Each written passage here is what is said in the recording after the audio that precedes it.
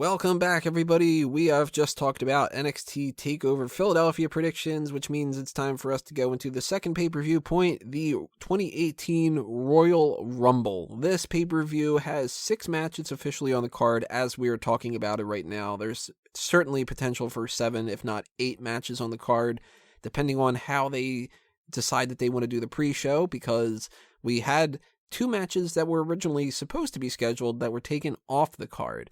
One of them was the United States Championship Tournament Finals, which would have, of course, been Jinder Mahal versus Bobby Roode. Now we don't have that anymore. And oddly enough, at the time that we're doing this podcast, neither of them have even been officially announced for the Royal Rumble itself either. It's really strange. We will break down, of course, who is officially announced and who will be popping up and stuff when we talk about that. That'll be the final part of this whole thing. So, wait a little bit of that. Patience, it's a virtue. But we don't have that United States title match anymore. Neither do we have the Cruiserweight Championship match between Enzo Amore and Cedric Alexander, mostly because we don't have Enzo Amore anymore. If you don't know the story behind that, go back and check out the hot tags, and that was actually just when he was suspended. Now he's been fired. Yeah. So, I stand by kind of my opinions as far as that goes, that people are innocent until they're proven guilty, even though it kind of seems like he's the type of person that would do that, but, I don't know the whole situation. In any fashion, they are going to need to replace the Cruiserweight title match with something, I think. And I have no positive estimations as far as how that's going to work. This is going to be... Battle Royal? Do Battle Royal. Well, I was thinking about this. I think we're light on Battle Royals, so we could go for a Battle Royal. I was thinking, if you want to do something fun, and you want to do something that's worth a damn, why not do something like, maybe not a Battle Royal, because they do have the 2 Battle Royals, and it'll be a little bit different and strange, but what about like a scramble match? Why not have some kind of, or even a Fatal 4-Way or something like that, where you have it to where the winner of the match gets a spot in the Royal Rumble.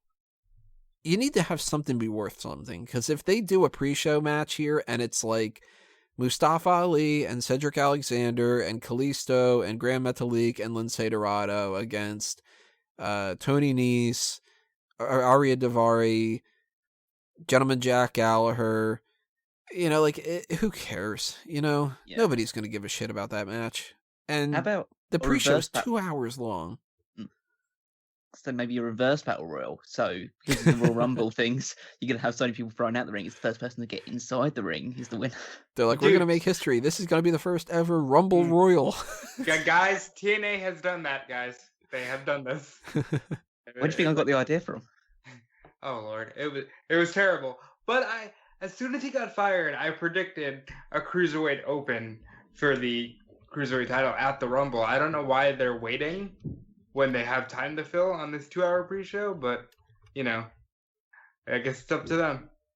Well, that's the thing is, I don't think that they're necessarily waiting to announce anything. I think that they're scrambling to figure out what to do. I don't think that they have any idea what they're going to do yet, and I think that they're going to just, at the last minute, just kind of, and they might not even actually do this beforehand. This might be something where just during the pre-show, they just go, and here we're going to have like a pre-show match and it's going to be whatever. Because they've done that in the past too. They've just on the spot been like, we've added this match to the card and it's been, Elias versus somebody or whatever. We do have other people that aren't going to be in the Royal Rumble. We just don't know yet who those people are going to be. So it's hard to say like, maybe they add like the Bludgeon Brothers against somebody. Or maybe they add something like, say like Heath Slater is going to try to have a promo backstage with Rhino about the whole like toughen me up type of thing, and he fights Rhino, Big Show, or like it could be like they could do something like that. But I got a feeling it's probably going to be some throwaway Cruiserweight match, and nobody's going to give a shit. Well, unfortunately, my memory's going back to SummerSlam, and they might just put the SmackDown tag titles on the pre-show. They could. That's another thing. You've got 2 Rumbles, so they're going to be taking up at least 2 hours of the show. So Listen. Yeah, that's 2 hours already taken off. So we have 2 more hours for the Universal title match, the WWE title match, and 2 tag team title matches, and a little bit of buffer time. So if those were a half an hour apiece, that's the 2 hours without the buffer time. But I don't think that we're going to get half an hour for Jordan Rollins in the bar. No. And with Owens being, did I say Jordan Owens? No, you said Jordan Rollins. Okay, I was like, wait a minute. With Owens being injured, I don't think we're going to get half an hour for the handicap match either. Is he legitimately injured? I thought I was Yeah. hoping for Yeah. just a. It sucks. Yeah, both he and Jordan are both going into this pay-per-view with injuries. And it's just a matter of how bad those injuries are and stuff, which we're not really privy to. But I think that those matches are going to be cut a little bit short. And they don't have to move another match onto the pre-show from that. But if they do, it's going to be, I think, that SmackDown tag title match. But I think more than likely we're going to get some kind of throwaway cruiserweight match. And my hope, at least, no matter what it is, because I know they're going to do something and it's not going to matter, you got 2 hours. Please bring back the Tumbler. Exactly, that's what I was going to say. If you're going to spend most of the pre-show people drawing their names out, not drawing their numbers out. How long has it been since they've done that? They've done it here and there, but they don't do it every year. And it's sort of like, this is the one time you can do that kind of thing. And do you really need to have, like, I don't know, Charlie Caruso or Kayla Braxton is in the social media lounge talking to Paul Heyman about how Brock Lesnar is going to win? I don't care. And Peter Rosenberg being Peter Rosenberg, you know? Yeah, it's all the stuff that's just repeating the same promo information and stuff, I don't give a shit about. And that's the time that I use when I'm just hanging out in the basement, talking to my friends, figuring out who's going to order the pizzas and stuff. And I don't listen to it anyway. So it's hang on. Did you say basement? Oh, yeah. It's a long story. Don't get into it. All right. I know what you're referring to, but I'm just making sure. That's the official term, the basement. Mm. But yeah, it's just something that I'm not looking forward to, is to see how they replace this pre-show thing. And I got a good feeling that I'm going to be typing out on my highlights and low points thing on Bleacher Report very early on that the pre-show is 2 hours of nothing. Well, last year at the Rumble, I missed 2 title matches because they put 2 title matches on the pre-show. I think they even put it was Sasha and Nia and the Raw tag titles on the pre-show. So I remember missing a title switch, actually. So I really think that the SmackDown tag titles are going to end up getting moved. Yeah, I actually rewatched the 2017 Royal Rumble last night, and when Sheamus comes out and they're like, "Oh, he's upset because he lost the titles earlier on the pre-show or something," I was just kind of like, "Wait, huh? Okay." And he's a babyface right now. Like, I forgot about that. Yeah, but we do have 6 official matches on the card right now. The 7th one or the 8th one, total speculation, and it doesn't matter. And admittedly, I honestly don't think that any match matters other than the 2 Royal Rumbles, because we've got 4 title matches. I don't think a single title's changing hands here. And we'll break down, of course, one by one. But that's just something to preface this with. Starting off with the one that we think, if anything, does get moved, it'll probably be this one, the SmackDown Tag Team Championship. It's a 2 out of 3 falls match between the Usos defending against Chad Gable and Shelton Benjamin. And I like all 4 guys here. I think all 4 are underrated to a certain extent. Yet I do not care about this whatsoever. Because Gable and Benjamin shouldn't be a team. No, they should be single stars. Yeah. I mean, I agree with that. I think the reason why most people probably aren't too invested in this match, because, like, technically it should be a fantastic match because they're all fantastic wrestlers, but there's just not, it doesn't feel like there's a lot of animosity or real rivalry between them. Whereas in the other ones, you can see a bit more, like, personal animosity or more at stake, really. This one, it just kind of feels like a match that you may see on SmackDown as opposed to the Royal Rumble. I think what they made a mistake with here, and they can't go back and change it now because now the whole point's kind of passed, but Gable and Benjamin never should have been a tag team. They should have been a scenario where everybody already drew the connections between American Alpha and the world's greatest tag team, and they should have had Shelton come in and he should have been like, "Look, I've been hearing about this for the entire time that you two have been together, and now you just split. And I've seen you fighting for that United States title, and you're talented, but you need somebody to steer you in the right direction. And they could have done this like mentorship type thing instead. And now it's just the two of them being American Alpha 2.0, and they switched them to be heels and the Usos to be baby faces.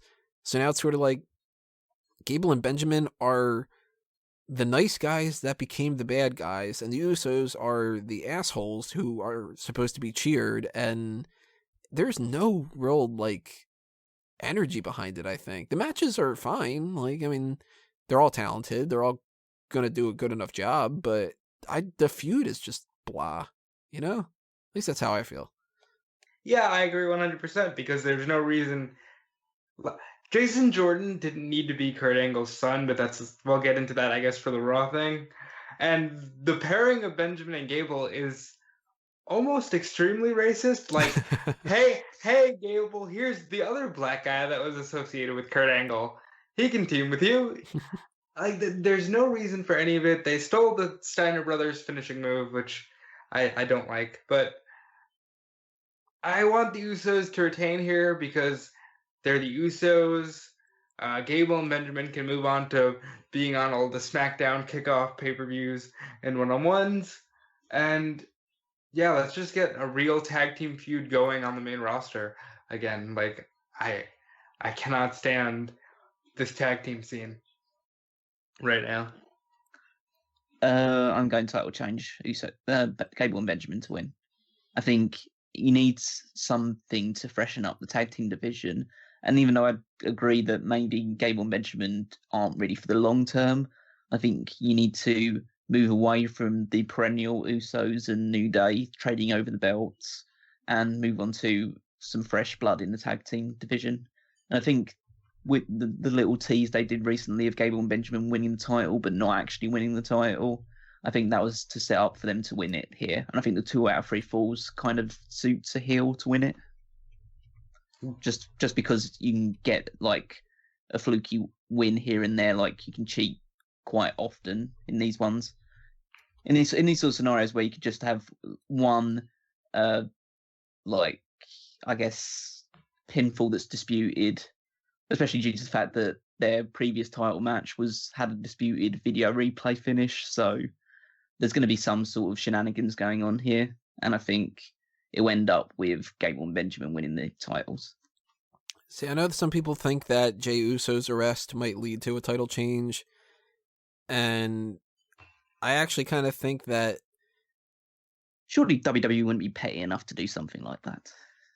No, I think that the Enzo situation completely has taken their attention off of it. Yeah, absolutely. And I kind of think that maybe that actually helps a little bit. And the Usos are the bigger tag team. We're at WrestleMania season. There's a chance we can get title changes, of course, because we've had title changes happen at Fastlane and Elimination Chamber and 2 weeks leading up to WrestleMania in the past and stuff like that.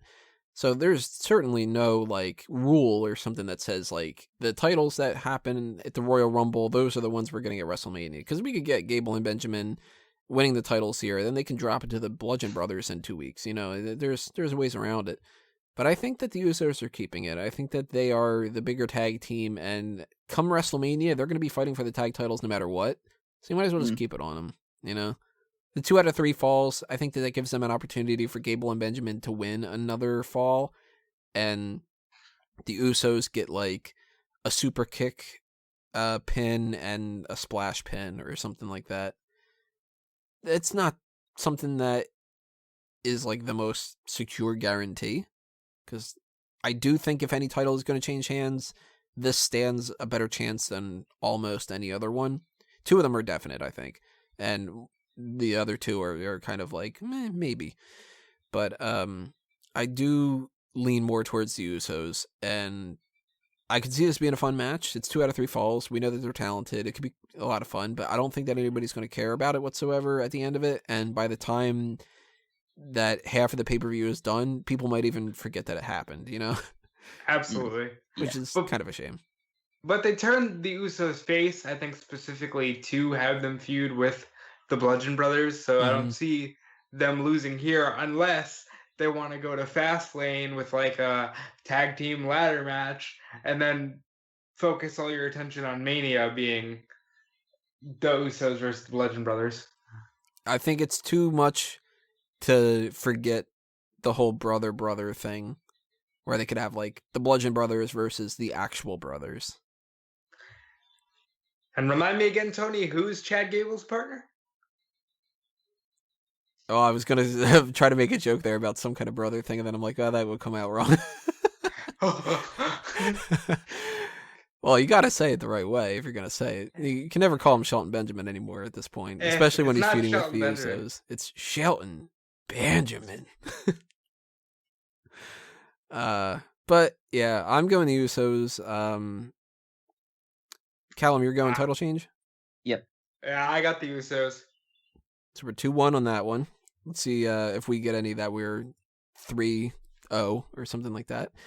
Possibly with this next one, I don't know. The Raw Tag Team Championship match. The current title holders are Seth Rollins and Jason Jordan for some fucking reason. And they are fighting the Bar for the...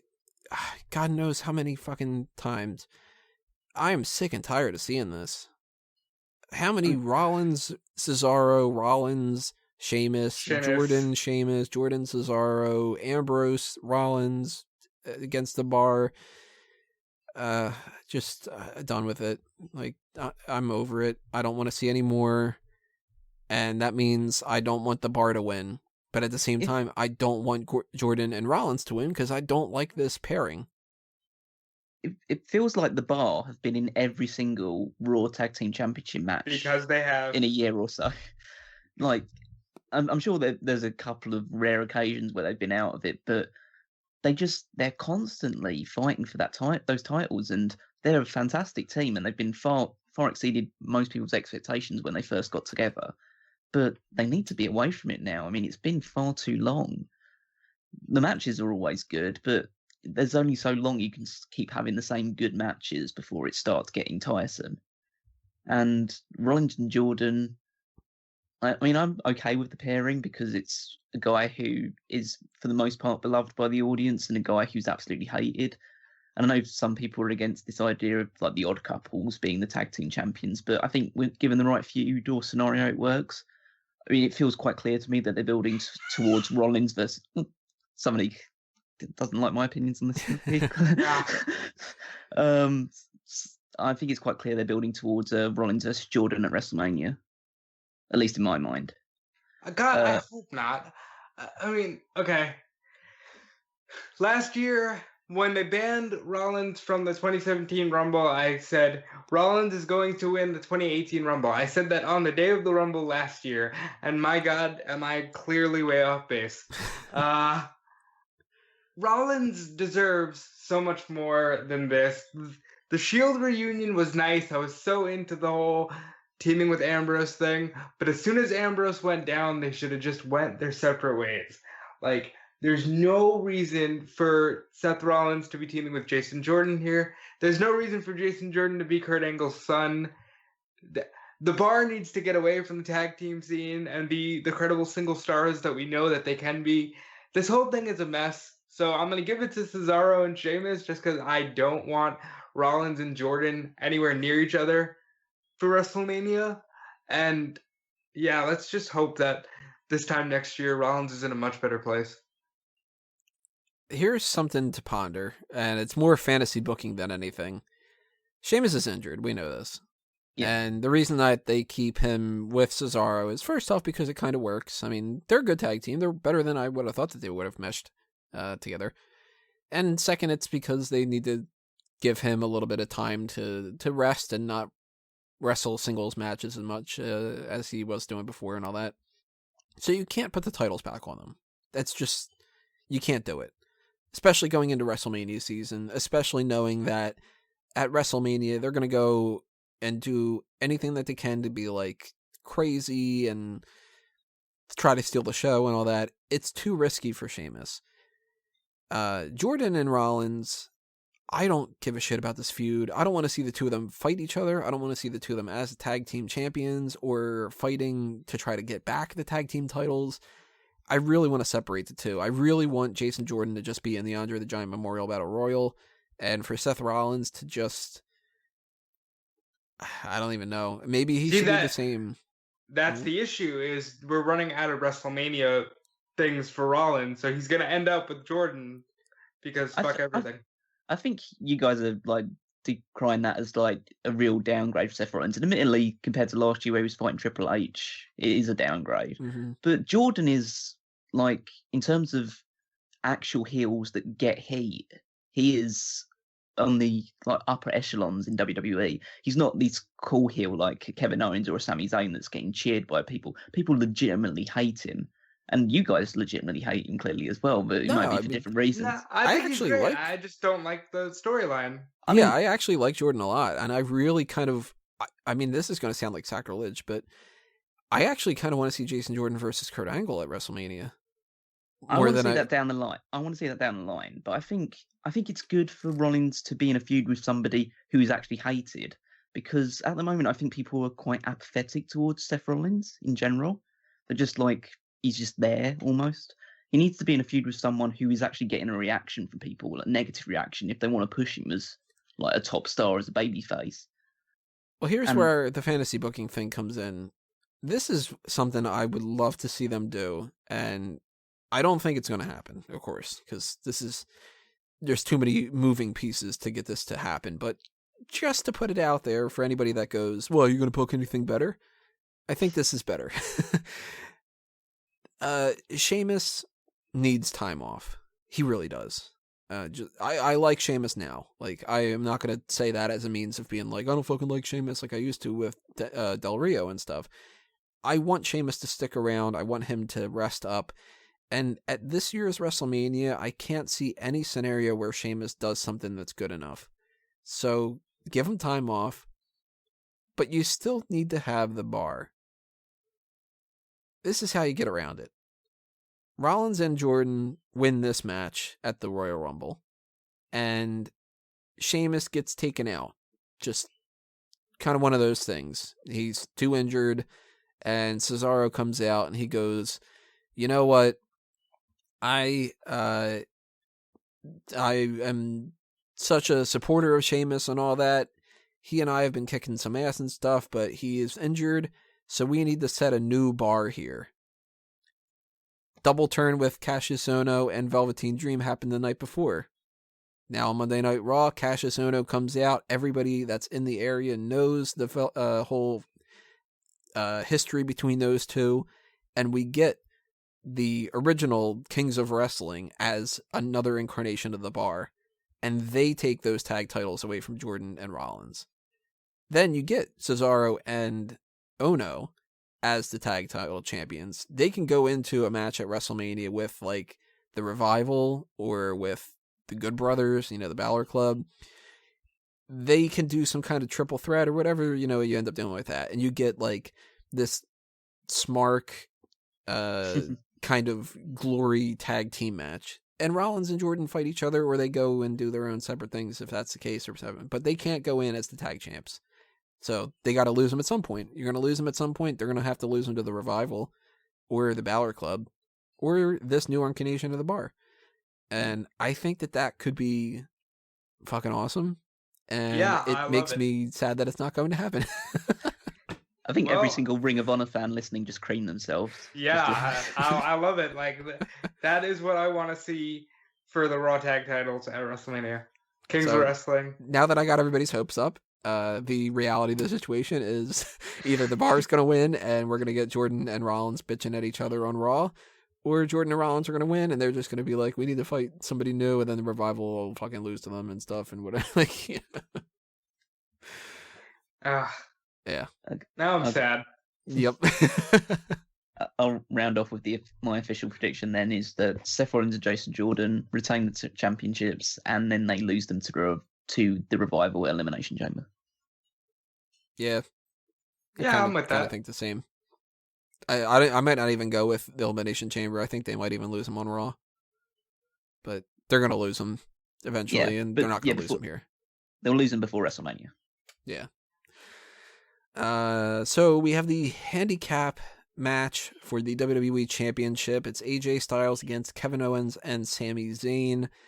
Owens is going into this injured, so he is probably going to be taken out of the match at some point, maybe just to kind of keep him from really doing too much. And because the handicap match, if he really did the two of them against Styles, Styles should stand no chance whatsoever. And we know that Shane McMahon is going to be a part of this in some fashion. We know that Daniel Bryan, of course, has to be tied into this in some way. I have my fears that this is going to be so overbooked that it's going to be a mess. What gives you that idea? Well, History. That's what they've been doing with them since Clash of Champions. So I'll admit right now, this is my favorite story in WWE right now. This is one of the only things where it's been like cohesive through the summer with Shane and Kevin, and they keep adding parts to it.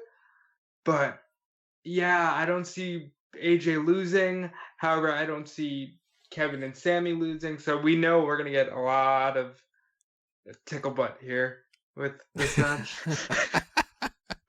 That's a good way to put it. Go ahead. I was just going to go like completely opposite in this sense. This feud sucks. Like, it's really, really bad, in my opinion, at least. That I don't know why are Kevin and Sami heels in this feud? I know they've got the 2-on-1 advantage in this match, but like most recent episode of SmackDown, AJ Styles decided to stop fighting Sami Zayn in their match and beat up a guy on a stretcher for just no reason. It's not like Kevin Owens is trying to get involved in the match or anything like that. Just, oh, there's a guy on a stretcher who's hurt. Let's go hurt him some more. That's a really babyface thing to do. That's a bit of a stretch. Well, I think they started with Shane being the babyface with Kevin, and they added Brian in a clearly biased role in the mix, and I think that's where everything got confused, because Brian should be an objective character at all times, and now he's kind of like this heel, I guess, being biased towards Kevin and Sami, but Shane's been kind of a dick lately. Everybody's a dick in this storyline. Like, I guess that's what makes it so right down the middle. But I agree, it's very murky, and that makes it like intriguing in the sense that you don't really know what's going to happen in this match or who's going to screw who. You know someone's going to screw someone, but you don't know what exactly is going to happen. But I just don't like. I don't think all roles need to be in the same way, like Vince McMahon would say. There's shades of grey as opposed to black and white, but it's just been like everybody's grey in this. Like, surely there should be at least somebody that I can kind of say, okay, I can get behind this guy. In this one, I just don't feel like I either get behind everybody or I get behind nobody. Well, definitely by the time we get to Mania, there will be a black and white in all of this. No matter what the scenario will be, I don't know what it will be myself. I had Kevin winning the Rumble as recently as Clash of Champions, but they've clearly gone another way with that. So I'm going to go with Kevin and Sami win here. They get thrown into a massive cluster at Fastlane, lose the title, and then they end up fighting Shane and Partner X at WrestleMania. That's another whole thing, is what do you do with these people at WrestleMania? Because I'm going to spoil something for ahead of time. I think that Styles is retaining, and I think that there is a definitive possibility that Daniel Bryan wins that Royal Rumble and fights him at WrestleMania. So we'll get into that. That's just a little tease. I don't think Kevin Owens and Sami Zayn are going into WrestleMania as champions. I don't think they're going to win the championship for even a minute just for the sake of it, because it's going to be too confusing, and what do you do and whatever. But what do you do with Shane McMahon and Owens and Sami Zayn? He has to do something, and he's already fought Kevin Owens in a Hell in a Cell match, so they can't do that. He can't fight both of them in a handicap match, because we're doing a handicap match here, and it wouldn't make any sense, and who would care? Who does he team up with? It's all so weird, and I have no idea what their plans are. I mean, part of me is thinking that Kevin Owens and Sami Zayn win the tag titles even, and they could be just going into WrestleMania with the tag champions, the tag team championship match as like their thing. It's them against the Usos, against the New Day, against the Bludgeon Brothers, or something like that. Like, They could do Oh, something that like would be a downgrade. That would be such a downgrade from WWE title to what will probably be the pre-show of WrestleMania. That's what's so difficult about this is this Shane McMahon thing doesn't seem like it's got a logical conclusion to it to me. So I guess I don't want to get too much into the Rumble now, but somewhere along the line, this rumor picked up steam that Bryan's going to be in and win the Royal Rumble. I'm refusing to believe that until I see it. So I still think that if Bryan's going to wrestle, it might be with Shane. But, they had Austin throw a couple stunners on Raw. Why can't Austin just come in, stomp a mud hole in Kevin, throw a stunner on Sami, and there's your WrestleMania moment? Well, if you look at the roster, what would you guys do with this? Shane McMahon plus blank against Kevin Owens and Sami Zayn, if we get that at WrestleMania, which I kind of think we need something better, but... well, it's not going to sound very creative, obviously, because... first of all, it's nearly midnight where I am, so I'm not exactly in the most creative mindset at this point, but Mojo also... well, it's actually worse. It's Shane McMahon and Randy Orton against... Owens and Zayn. I have Randy pegged for Shinsuke at WrestleMania because they've been way too intertwined, and I see no other way to get around that than a match between those two at WrestleMania. But that's why I said, why not Stone Cold? Because there's nobody on the roster, if you're not going with Bryan, that I would put to team with Shane. So if not Austin, somebody big. It's got to be somebody like a Taker or a Rock. I just can't see anybody on this roster teaming with Shane. I don't want someone too big because that means that Owens and Zayn have to lose that match. Well, I think they're going to lose either way. Oh yeah, they probably are, but you might as well put someone over that could actually use it. I wish Vince was still healthy enough to go, but as he said on Raw, he's a senior citizen now. Plus, he'll be dealing with the XFL and trying to dodge questions of whether or not there's going to be any crossover between the two. No, he won't, because there won't be any crossover, and he's staying out of it. He's just going to fund it. Maybe it'll be Shane and his 3 kids. Oh, what a great match! The 3 kids can fight Sami, and Shane can fight Kevin. There could be someone from NXT they bring in for it. I mean, if Drew McIntyre's healthy or something like that, they could bring him in. No. Pass. Shane McMahon and the Mean Street Posse versus Kevin and Sami. Yeah, I don't know how that's going to work with Owens and Sami, but I think that Styles retains here, and that's kind of just when push comes to shove, that's what happens. And then the rest they sort of have to figure out over the next 2 months, but I'm going Styles. I think I'm going to go with Styles retaining because anything else just gets way too convoluted. So Styles retains and walks into WrestleMania as the world champion. Yeah, I agree. AJ Styles wins and carries it all the way to WrestleMania. Well, as hard as that is to figure out what the plans are for that one, it's the direct opposite when it comes to the Universal Championship match. We've got a triple threat between Brock Lesnar, Kane, Braun Strowman, and obviously Brock Lesnar retains. Well, okay. Yeah. Go ahead, Callum. Go ahead. Okay, I'll pull Payden here and take the controversial opinion. In both all the official prediction things I've gone with Braun Strowman winning this match. Really? I do not see it. I think now this is going to be making this thing that people are seeing as very simple. Brock Lesnar wins, Kane takes the pin, and keeps Braun Strowman looking reasonably strong, and that's the easy way of doing it. And I'm not going to rule out that as a possibility because that is the clear-cut way of doing it. My way's a bit more convoluted, but it's going to get to the result that a lot of people are talking about with regards to WrestleMania. So Strowman wins the title. He gets the run that people feel like he's deserved since the last time he faced Brock Lesnar. Ideally, I would have gone back in time and have Strowman win it and then lose it at this point to Lesnar. Just if you were going along that sort of line, just to at least give him a bit of a run and momentum with the title, because I think he's deserved it by this point. But you have Strowman win the title, defends it in the Elimination Chamber. He gets pinned in the Elimination Chamber, Now, like, obviously, this is going to sound like completely unbelievable. He gets pinned in the Elimination Chamber by The Miz. But it's after he gets taken out by someone who's actually, like, big, like Brock or something like that, and Miz just sneaks a pin on him. And then Lesnar wins the title back, and then he goes on to WrestleMania. And then that builds up the Strowman-Miz feud for the Intercontinental Championship at WrestleMania. I read that earlier, and I do not see it. I do not want to, and I do not want to see it. I don't see it in my head, and I don't want to see it. Like, Miz needs somebody who can hang with him on the mic. As far as this match, it seems so simple to say, Brock wins, Kane takes the pin. Braun wins, Kane takes the pin. So I'm going to go with Kane winning. And no. Got a shot? No.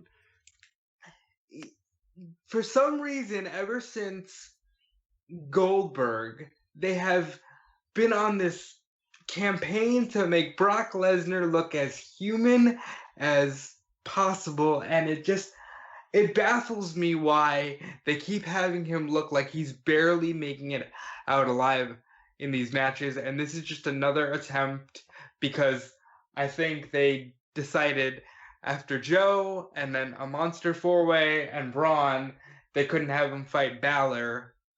So I'm going with Brock winning. Brock pins Kane. It's so simple, but I can't really see any other way, because if you beat him before Mania, you're taking all the money out of Brock. So Brock wins, Kane eats the pin, Braun looks strong, and we march on to WrestleMania very, very sadly and slowly with Lesnar. Yeah, I think that this is just something where they decided last year that their priority was, wouldn't it be interesting if Goldberg-Lesnar was for the title? And that's why they took it away from Kevin Owens. They went with that. And then once that happened, then they went, all right, well, then what do we do with Lesnar? And their go-to reaction was to just fall back into the same pit that they did before, where they were like, well, if somebody's going to beat Lesnar, we really, really want it to be Roman Reigns. And how about we spend the entire year building up this idea that Lesnar holds it from beating Goldberg all the way up until Roman Reigns is the triumphant dude who ends up winning and all that. Well, and over these past bunch of months, we've seen Lesnar, like you mentioned it before, he was getting taken out by Samoa Joe. He was overpowered by Braun Strowman. But they also did this little thing where they were having him beat everybody with one F5. F5, yes. Yeah. And I think the story that's being told is you hit that F5, you're done. And he's going to do the same thing on Kane here. And then Roman kicks out. Roman kicks out of 5 of them or something, like one of those kind of crazy things. It's weird because like Reigns is one of those people that was pinned by one F5. Yeah, and I think that that's also another red herring to just be like, he lost before, but now he's in this past year, he has fought and he's learned and he's won that Intercontinental title, which now it means the only thing he hasn't won is the Universal title.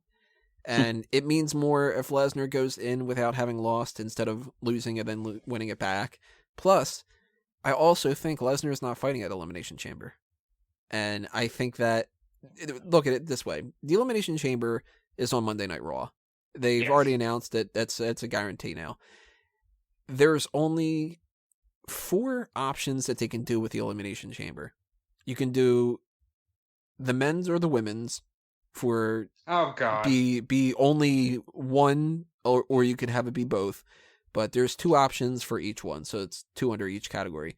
Either a champion goes in to defend it, or we have an Elimination Chamber to determine who gets the number 1 contender spot at WrestleMania.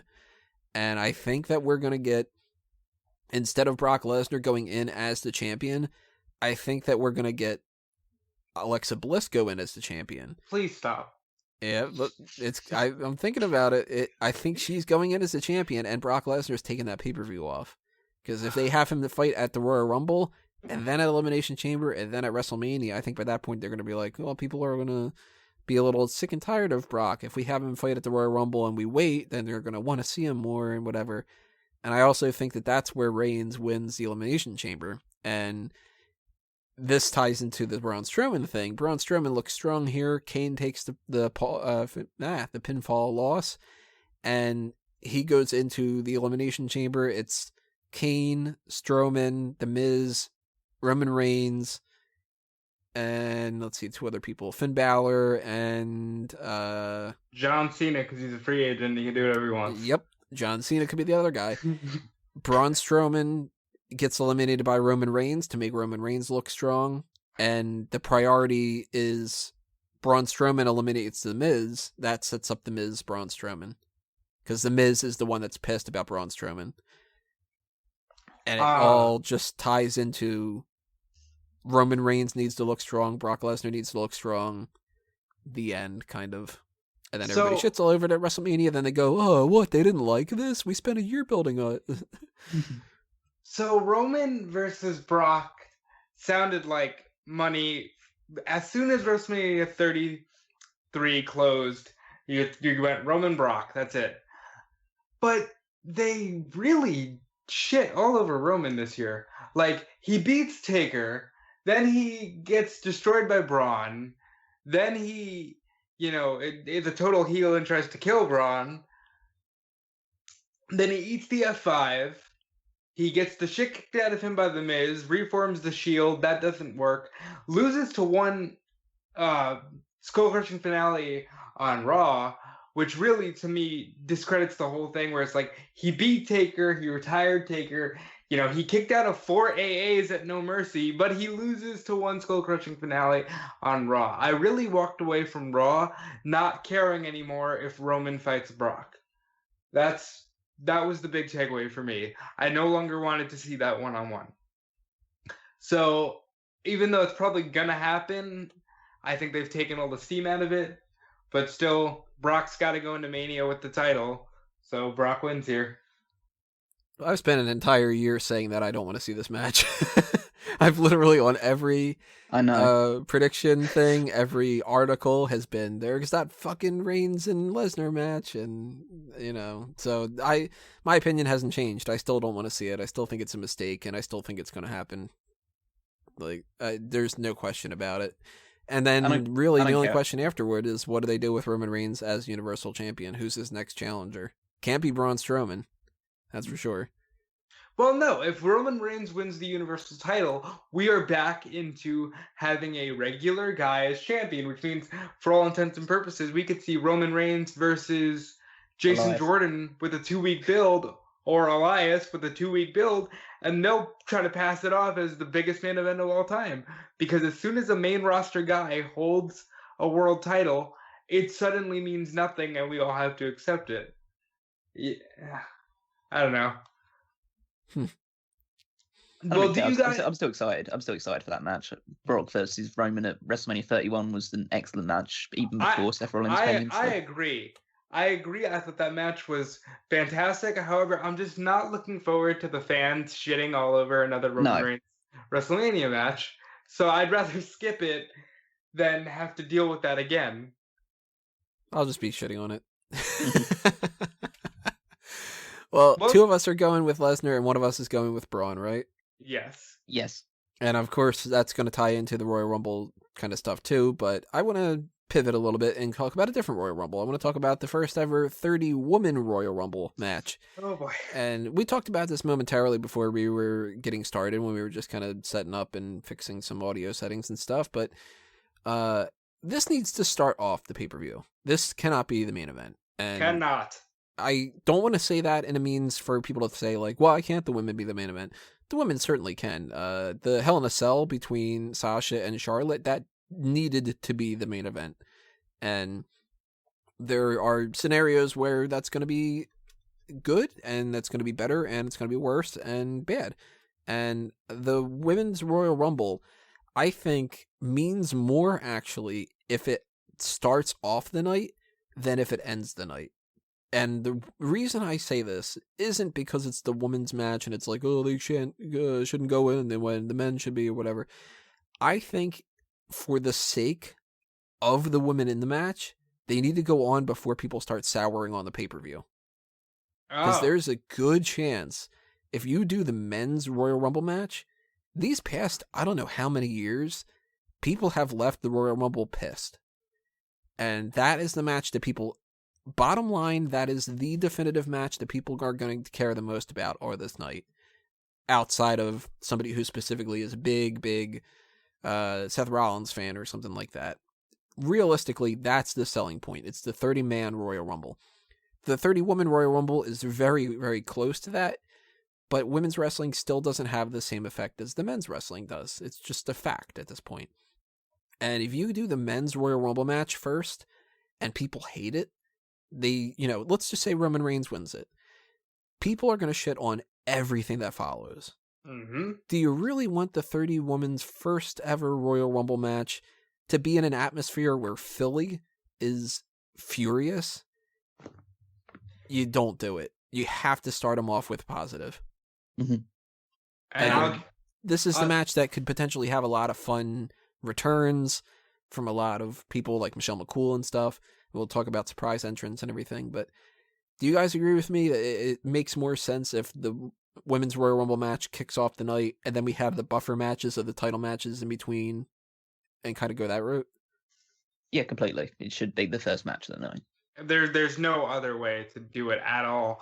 If you remember, the only time the Divas title was defended at Mania, it came on right after Brock ended the streak, and nobody gave a fuck. Those women, tried their best to tear the house down. Nobody cared.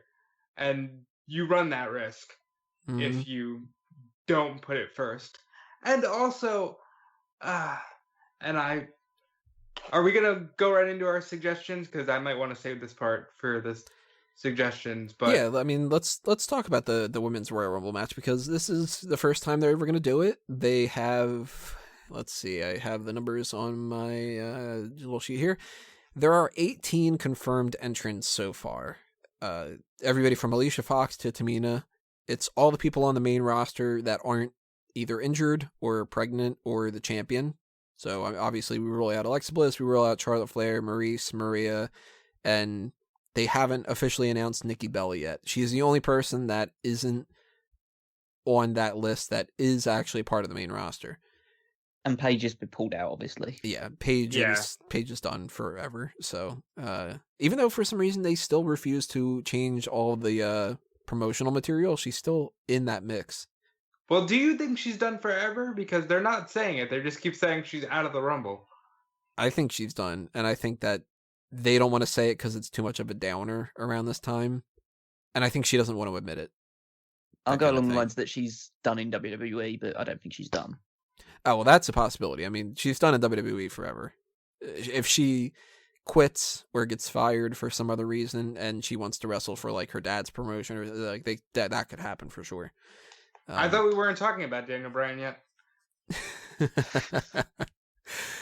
The first thing I want to ask you guys, we have 18 confirmed people so far. That's 12 more spots. I think we can all agree Nikki Bella's going to be one, right? Yeah, and Brie. I think Brie can absolutely be in this match. I'm pretty sure Brie will probably be one of those too, which, if that's the case, we have 10 more that are open to people that are returning, people from NXT, people from the Mae Young Classic that aren't in NXT, new signings, or even something crazy like Santina Marella. Oh, please. Harvey Whippleman. Like it could be one of those kind of things. Hervina could be back in this match. Who are some people that you guys think are guarantees? What, that aren't confirmed already? Yeah. The only one I think is a guarantee is Ronda Rousey. That one's definitely playing in my mind. I'm going with Trish. I think Trish is going to be in it. Just because it's a historic match, and I think you need to have arguably the biggest female WWE star in history in the match. And I think she'd agree to do it, even if it's only for a short appearance. I think you're going to see quite a few NXT people in it. I think you're going to see, at the very least, you're going to see both Iconic Duo members, and Nikki Cross, I think, will be in the match as well. Okay, so for surprises, I have Trish. That's it. That's the surprise. No, I thought it sounded like everything cut out for a second, but Trish, Iconic Duo, Candice, Nikki Cross, Lita, And those are about it for my definite surprises. I have Dana Brooks' name with an asterisk saying is trash, should be replaced by Ronda Rousey, but I'm not sure that Ronda Rousey will be there. I'd like to see Michelle. I'd like to see Molly Holly. I will throw up if Kelly Kelly's in the match. Sorry, Kelly fans. I don't care. She's garbage. I think all two of them will be okay with you saying that. And Beth Phoenix, again, doesn't have to be in perfect ring shape. She can just appear in this match. And I didn't say the Bellas because I think they're a given. I don't even think they're like a surprise. I think they're just I think that they're pretty much guaranteed at this point. They are the female face of WWE. So, they're in there.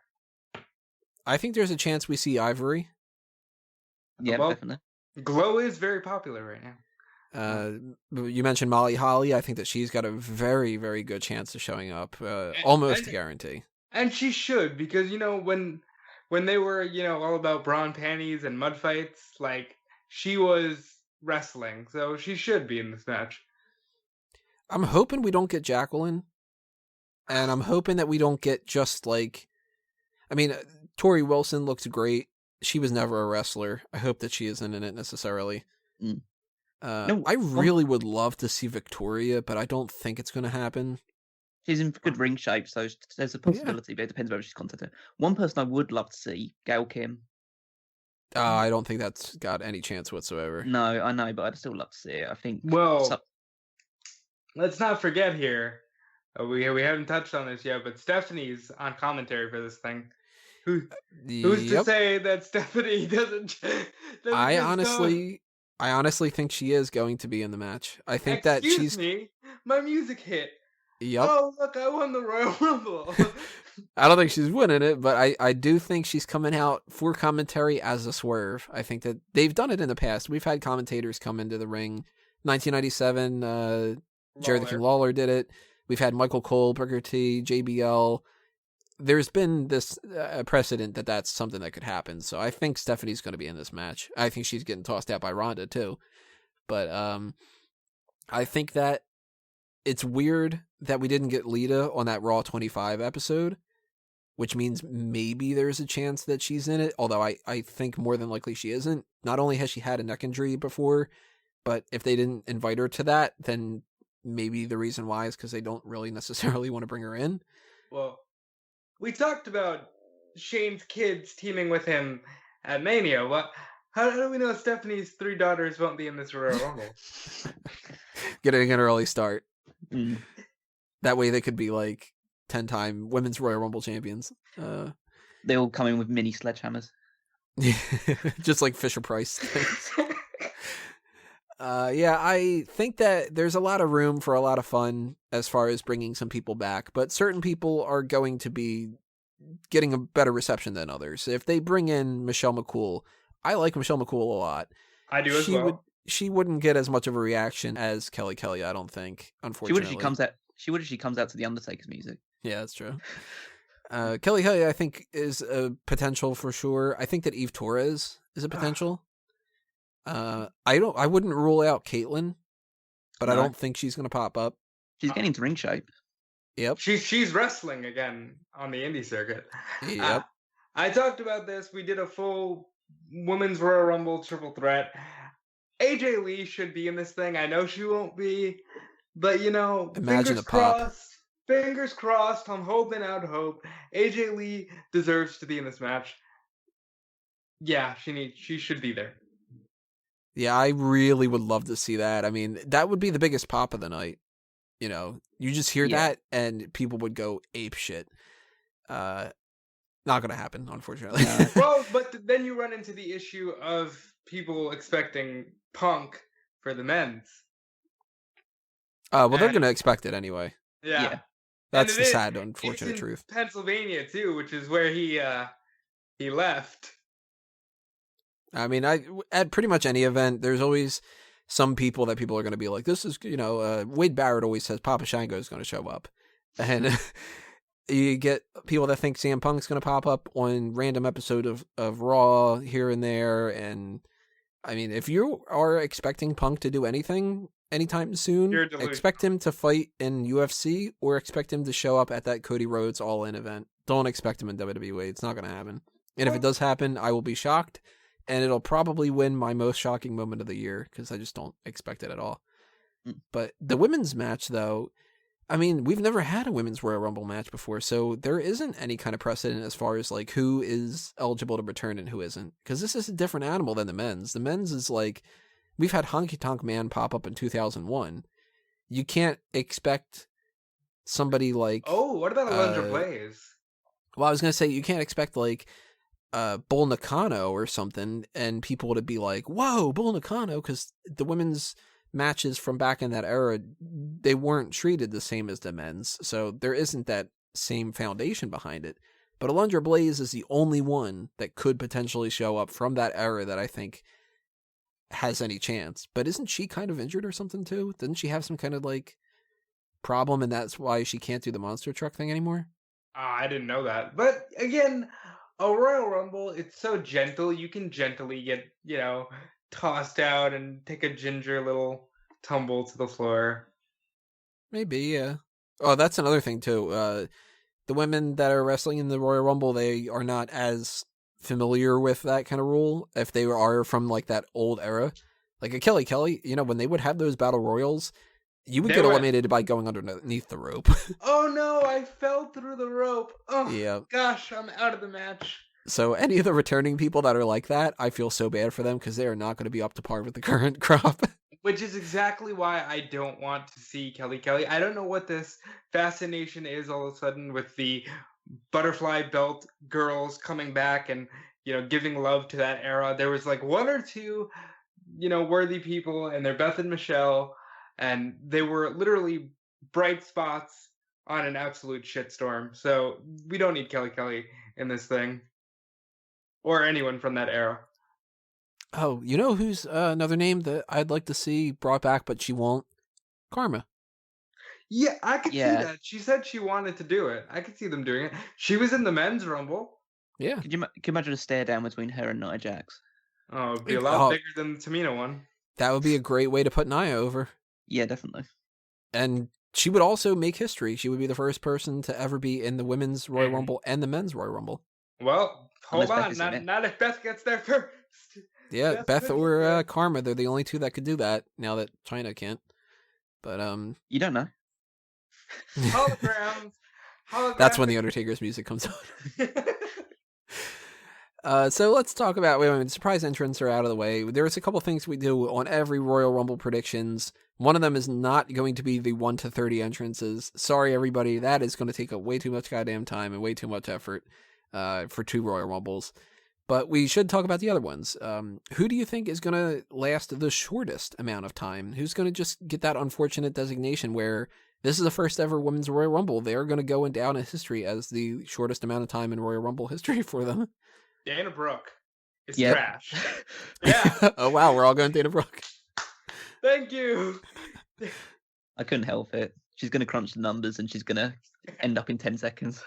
Yeah, she can't possibly last that long. Not that long, meaning can't last 10 seconds, but she can't be coming in at number 4 and lasting until number 19 comes out or something. It's not going to happen. She's way too low on the totem pole.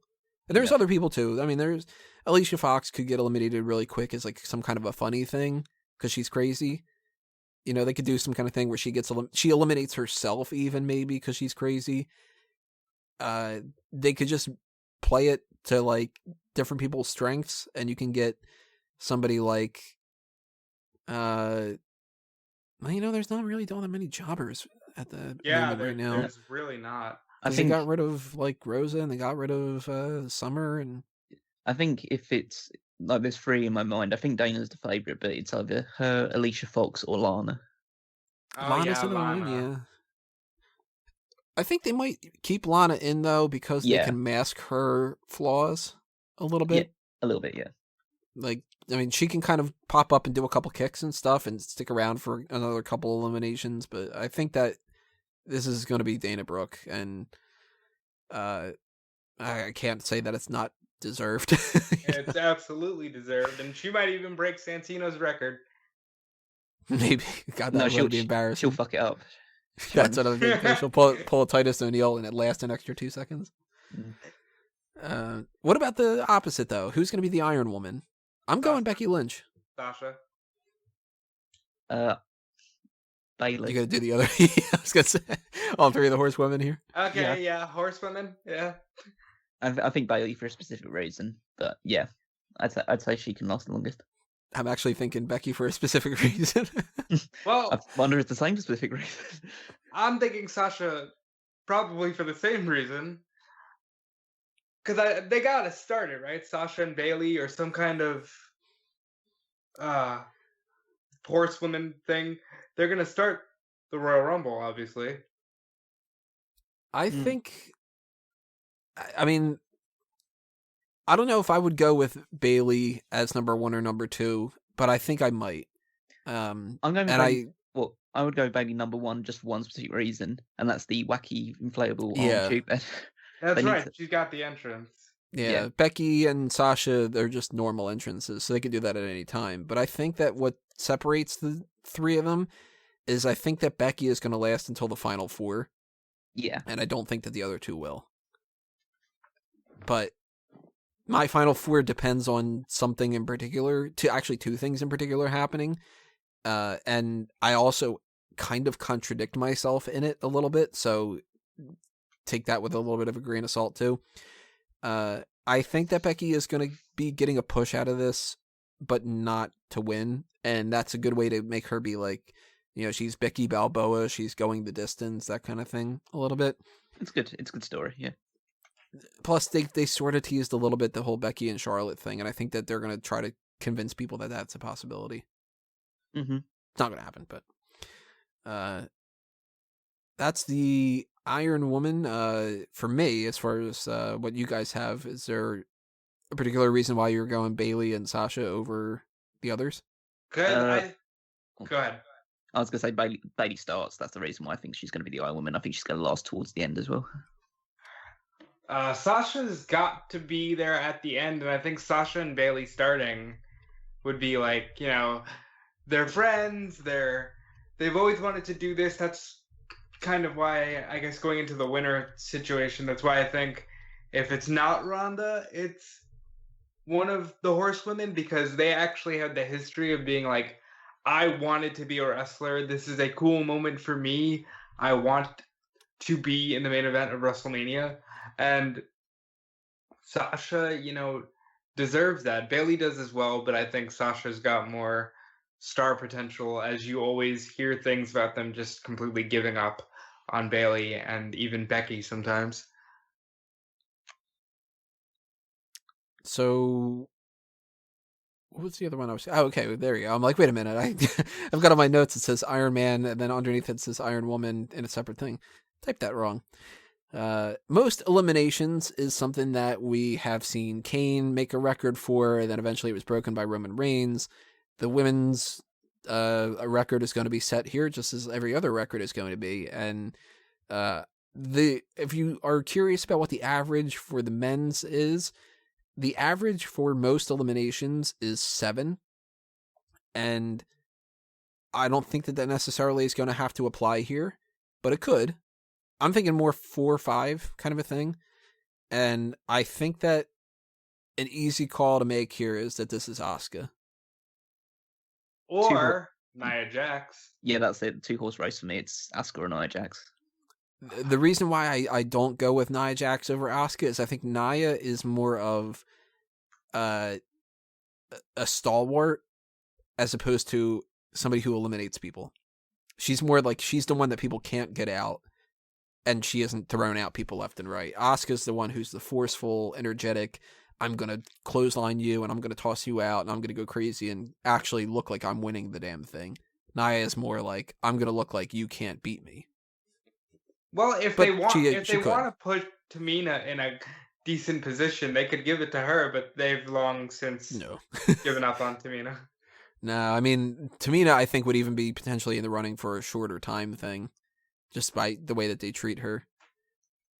Which, admittedly, it's not necessarily something that I can disagree with sometimes, because Tamina should be better than what she is. Mhm. But yeah, I was gonna say I'll share your thing that Asuka's gonna get the most eliminations. yeah. It'll be close between two of them, because I think there is a period where Nia Jax's going to come down and people are just going to like do the thing where they stare at the giant, like they stop fighting in the middle of the Royal Rumble to try and team up against her, and I think she'll clear house, maybe eliminate 3 or 4 people in one hit. But yeah, I think Asuka will like clear house towards the end of the match, get rid of like a few bodies in the ring. Oh, you know what I forgot to add into the Royal Rumble drinking game? The I might as well edit the post and add this in there. But the whole idea that if somebody's really big, that people team up against them and that they push them all away. You missed that one. Yeah. God, you just want to get people alcohol poisoning, don't you? If you have no idea what I'm talking about with this, go check out the sidebar of smarkoutmoment.com right now. It's a little graphic of beer with like a bunch of the suds on top and stuff. And there are so many rules. I'm going to add this while I'm thinking about it. That if you possibly did this, you would totally die. Yeah. So do not do it with drinking all these. Pick and choose the ones you want to do. Don't sue me. At least if you hate the Royal Rumble, you won't remember it afterwards. So that's true. That's a good point. So out of those different qualifiers and stuff, the only one left is who are going to be the final 4. And we can tie this into our predictions for the actual winner, because obviously if somebody's going to be in the final 4, they're going to be one of the winner potentials. I think this is going down to Asuka, Nia Jax, Becky Lynch, and Ronda Rousey.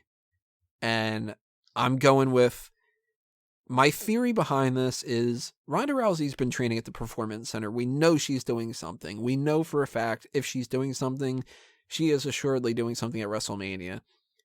And it has to be against either the 4 Horsewomen in some fashion or Asuka. And a lot of people think for some reason that we're going to get Asuka winning that title and then Ronda Rousey's going to fight her.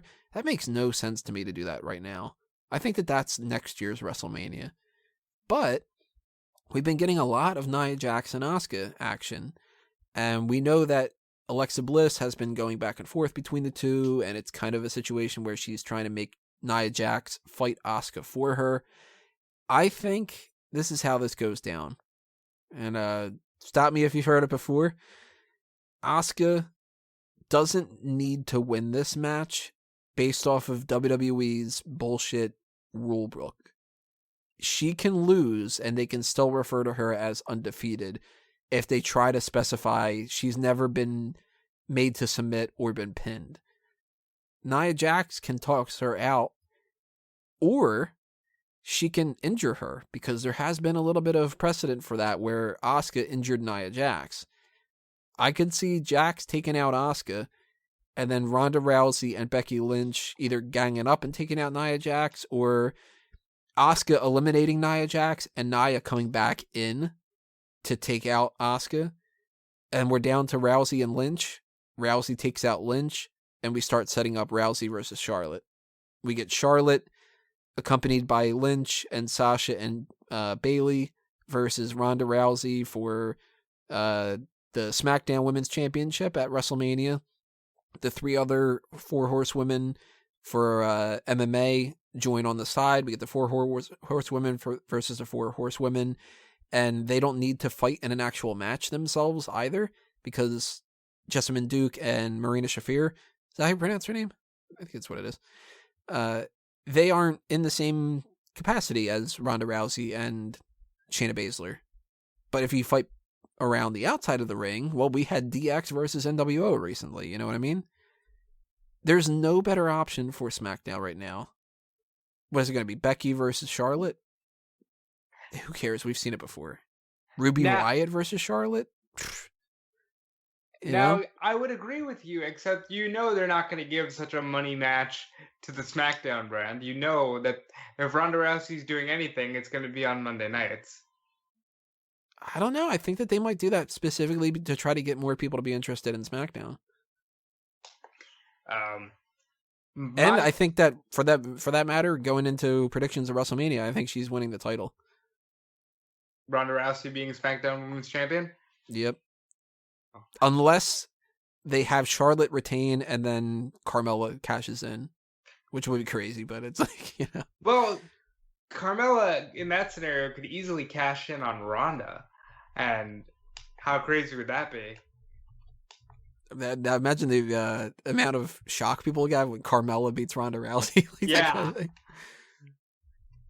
They'd have to like recover Rousey by having her legitimately tear Carmella's arm off to restore any credibility after that. My final four, leaning on for yours, is very similar to your one. Ronda Rousey, Asuka, Becky Lynch, and I've gone with Bayley instead as the fourth member, just because I think she finishes. She does have like a decent amount of popularity still, even though they've done so much to tarnish her character over the years. I think she still could. This could be an opportunity to rebuild her almost, have her go the distance, or go a very long way into it. I see Asuka and Becky Lynch almost being like the final two people before the number 30 comes out. Rousey comes out number 30, clears house, takes both of them out, and then you've taken out like a top contender from Raw and a top contender from SmackDown, so you have no idea which one she's going to go for in terms of like a championship. So you could either go down the SmackDown route and have her face Charlotte, or you could go down the Raw route and she can't fight Alexa Bliss, so the title would have to go on to Asuka or somebody else with a bit more credibility before that. Doesn't have to be Asuka, but it's likely to be her. But you could do it for Sasha Banks if you really wanted to have something different. But yeah, I think Rousey wins, and that's my final four. Well, my final four, and I'm going to give two versions of this, because I don't see Rousey 100% being involved in this. But if she is, I think it'll be 3 of the 4 horsewomen and Ronda. And if she's not, I think it'll be Asuka and the 3 of the 4 horsewomen. I see Sasha winning it, because one thing we haven't talked about here is if Ronda wins it, you're running into the same predicament that you run into with the men, where it's like, here's these guys that bust their ass on the daily for the brand, but here comes a real star, and, you know, fuck your hard work. Women's revolution, baby. Here's a real celebrity.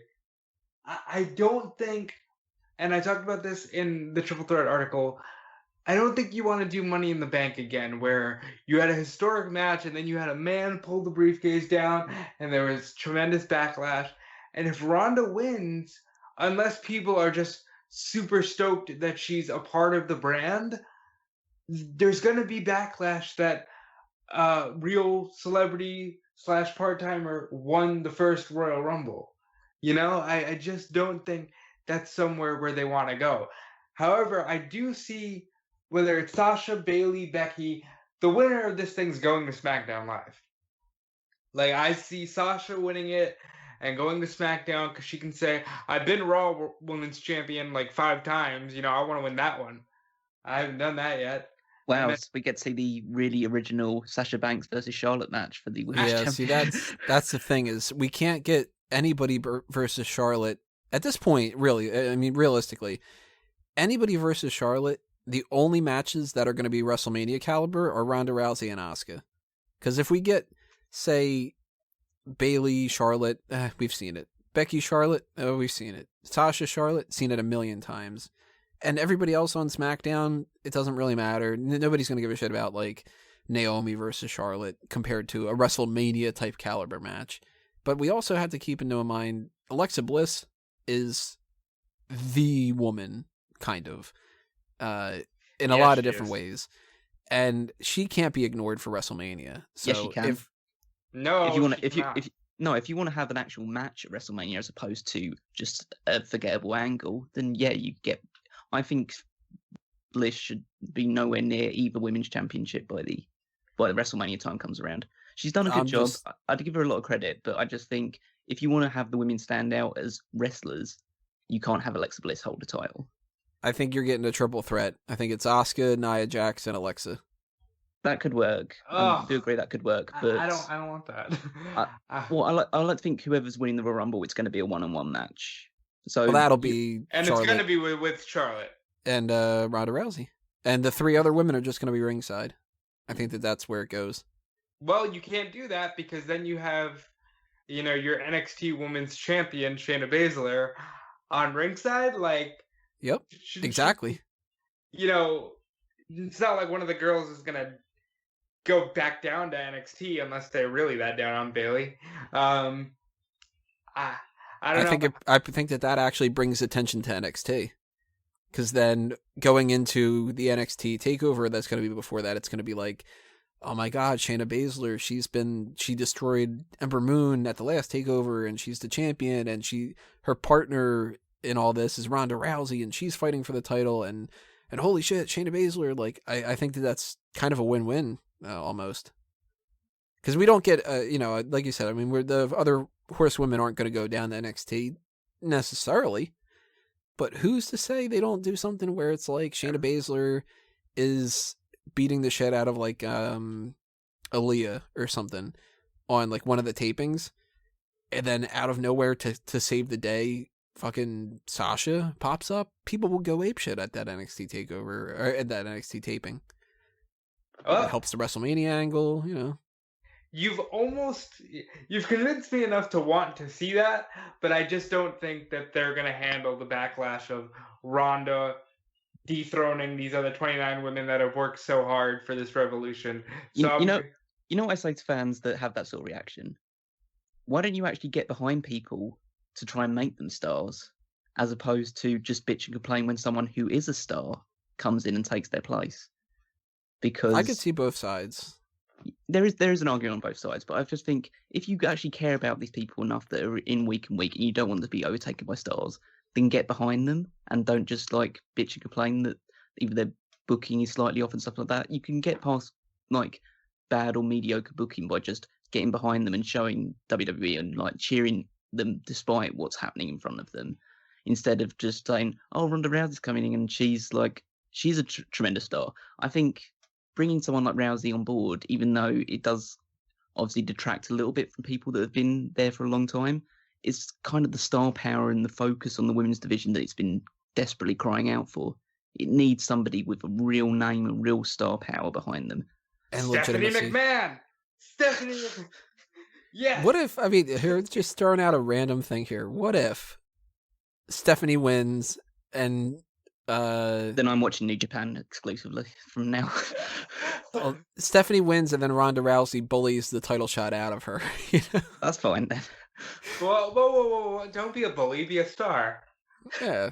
She goes in there. That's another thing, too. I mean, this is something to talk about once it happens, but Ronda Rousey versus Charlotte, you got to assume that Charlotte's the babyface out of that, but that Ronda Rousey gets cheered, so that's kind of confusing a little bit, but she'll be like, it's a WrestleMania. We're going to have Roman Reigns versus Brock Lesnar, and they're not going to be doing what WWE wants them to do in that one either. So, And let me just say, if I think the backlash for Rousey would be bad, would be nothing in comparison to the backlash of fucking Stephanie if they dared to do that, winning the Women's Royal Rumble. I mean, I want Stephanie to be involved just for the like massive heat of people thinking that she could potentially win it, but if she does win it, then I kind of give up, really.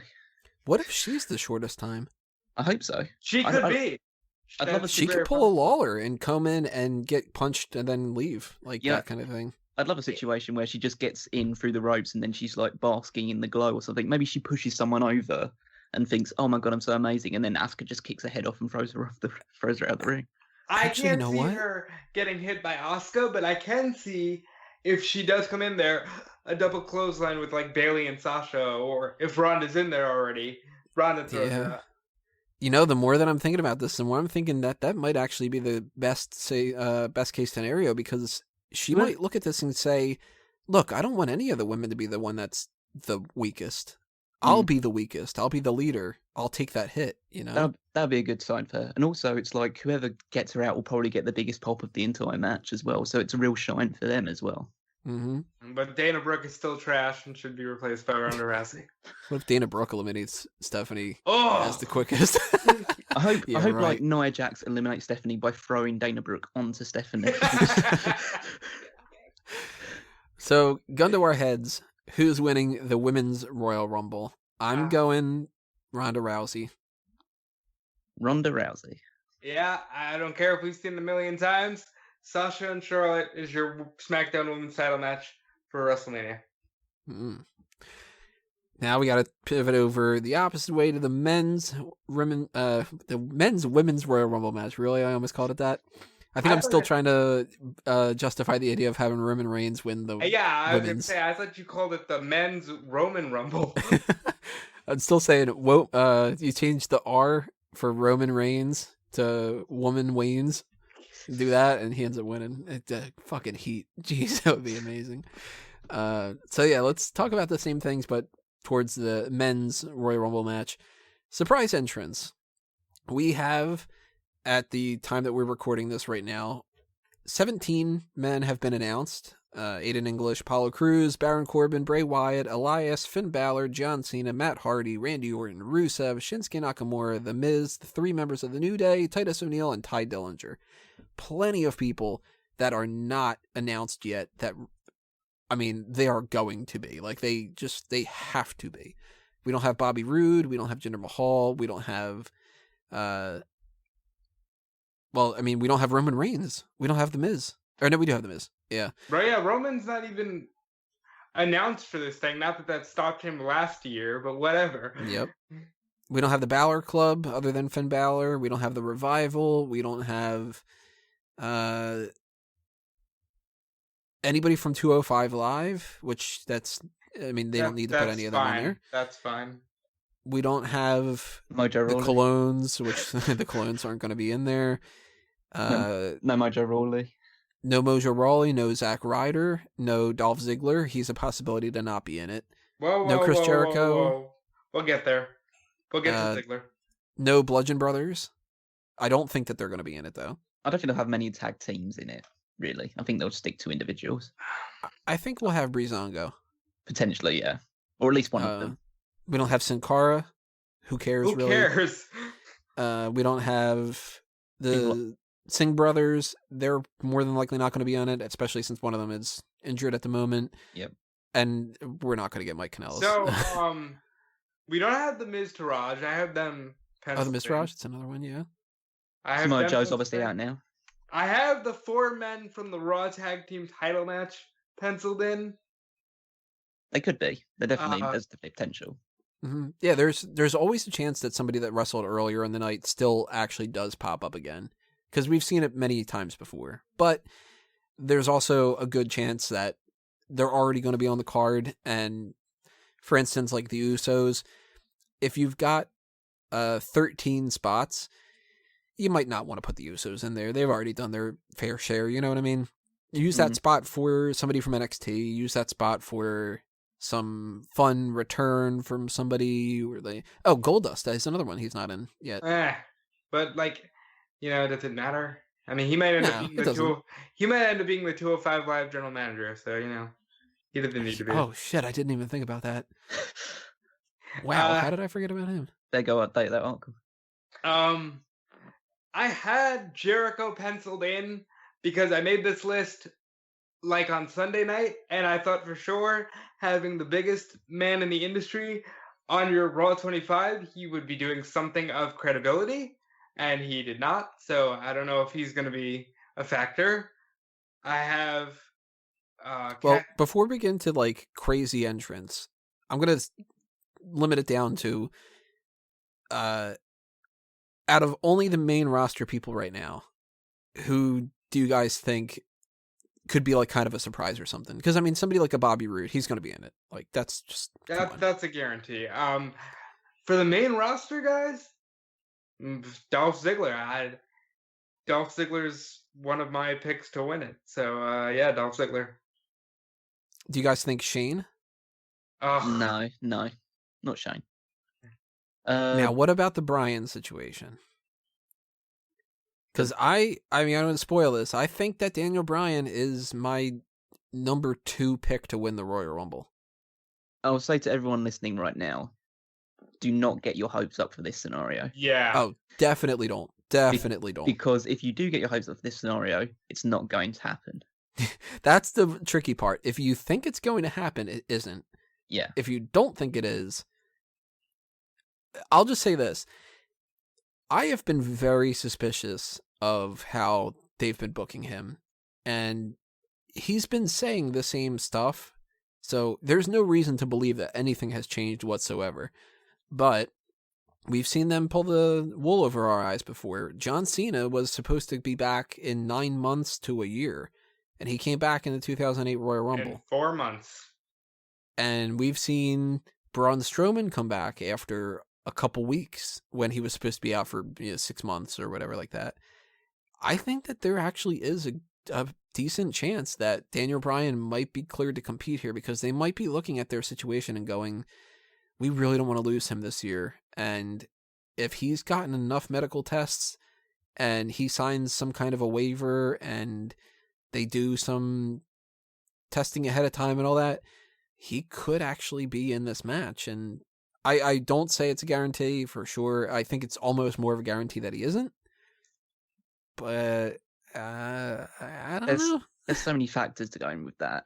I mean, obviously, Bryan himself, in terms of his health, there's been absolutely nothing revealed in any sort of like wrestling rumors or dirt sheets that he's been cleared to compete. At least not by WWE doctors. It's been cleared to compete by other people. But if WWE say no, they say no. So that's along those lines. Who's going to be the new SmackDown general manager? Is there anybody lined up that could take over from Daniel Bryan? Because if he wins the Rumble, there's no way he can still be the general manager as well. There's always Teddy Long. And then we see plenty of tag team matches on SmackDown. Not that we don't see plenty of those already, so that's not going to change too much. But yeah, there's so many factors and variables going into it. I'm not saying it's completely out of the realm of possibility, because it's been bandied around so much that even if it was never the plan, it now kind of has to become at least some people's plans, mindset, thinking maybe if we do put him in and have him win it. 'Cause the issue is, you put him in, he has to win it. Yeah, that's a guarantee. He cannot lose. Yeah. See, that's my whole issue regarding Bryan, because this whole thing with Bryan in the Rumble started in 2014 when he wasn't even announced, and yet people still rioted when he didn't show up. 2015, he comes back from what people thought was the end, gets into the Rumble, and they throw him out in like 5 minutes. And that was the biggest mistake they could ever do. If you're gonna miraculously put this man in there, don't do it unless you have all intention of him winning. That's it. That's all you can do with Bryan, is have him win. Now, I don't think it's gonna happen. I'm not trying to get my hopes up for that. That's why I didn't write him down as a possibility. But it's been talked about so much that I'm kind of expecting it at this point, because it's just been out there so much last week. I told you don't do that. Did you not just listen to me? I told you not to do that. I know that they're not going to do it because they're not going to clear him, but there's always that hope, because he's going to wrestle either way. If they have to release him and he ends up main eventing Wrestle Kingdom next year against Kenny Omega, he's going to wrestle at some point. But do they want to lose their biggest attraction since Austin? I don't know. I'll just say, I mean, this is a tricky issue, and it's not going to be WWE booking and that's it. Kind of like they get to decide who wins between Owens and Zayn and AJ Styles. They get to pick that. But AJ Styles against anybody, there's no better match than him against Bryan. No. And that includes Shinsuke Nakamura. You put Nakamura Styles or Bryan Styles wins. That's the match that people are going to care more about. And that's why it's kind of making me think that maybe that's the case. But switching over from the main roster surprise entrance, the NXT people, we always get at least one NXT person. And we could get 4, we could get 2, it doesn't, like, there's no set amount. Who do you guys think could end up popping up? I think that if anybody does, I think that there aren't really a whole lot of options this year. I don't think that it's going to be Almas. I don't think that it's going to be Black. I would lean probably towards No Way Jose. Ooh, I didn't even think about that. Actually, there's one other person that I think more than anybody. Lars Sullivan? Nope. Cash Pete Dunne. Yes, I did have him in as a surprise because he is a WWE title holder, so I could see him getting a slot. But as far as like on the roster NXT guys, I only have Cassius as my NXT entrant, but that's only because of the longevity and he's established. Like he can move up to the main roster at any point. But if they want to make some waves, they could throw Lars Sullivan in there. Out of the NXT people, the two that I think are most likely to make a surprise appearance are Lars Sullivan and Killian Dane. Just because of their size, essentially. And the fact that Killian Dane was also in the Battle Royal for the Andre the Giant thing, so he has history in this sort of scenario of just, we'll call up an NXT guy for this event, so we call up one of the biggest guys. Yeah, but then if they put Killian in there, we gotta go to town on that drinking game with the whole throwing them out thing. I think actually the reason that he was in that Battle Royal takes away from him being in this. Potentially. I think that's kind of like, well, we already had him in the Andre the Giant Memorial Battle Royal. God, that's a fucking mouthful to say. In the Andre battle, there you go. So they don't need to give him that spot again, you know?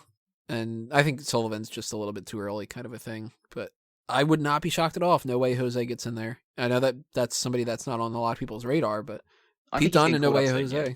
I think he's getting called up soon. No Way Jose, so I wouldn't be surprised if this is like his introduction to the main roster. Yep.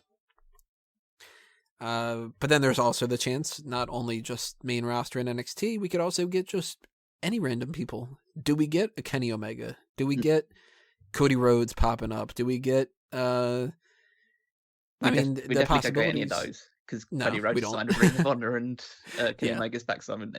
But one person who's not signed with any promotion right now is Ethan Carter III. There you go. That's the guy I was going to bring up. Before we get to EC3, there's the whole thing of I see James Storm and Bobby Roode having a stare down in the Rumble. I don't know. I think that's a cool moment. I thought that'd be interesting. I always thought that if like Roode came in as number 1, then Storm should come in as number 2, and that would be like the people. That'd be pretty sweet. The people that are in the know in the crowd just go like lose their minds at that. That way he could have that big glorious entrance too, coming up at number 1. This is true. He could very well be the first entrant. Man, imagine how this fucking Royal Rumble would be if we had all these kind of crazy ideas. We had like that Cassius Ohno reteaming with Cesaro, and we had like all this kind of stuff. People would just be going nuts. Well, and we're probably going to end up getting Roman Reigns winning the title for a 50th time and shit. And well, they don't call a Smark out moment for no reason. Exactly. Now, I'm going to go with a guy who would be the only acceptable opponent for Lesnar if Lesnar should somehow lose to Braun at the Royal Rumble. Bobby Lashley is not signed to any promotion right now. Lashley versus Lesnar at WrestleMania would be a very good time, and they don't need a title.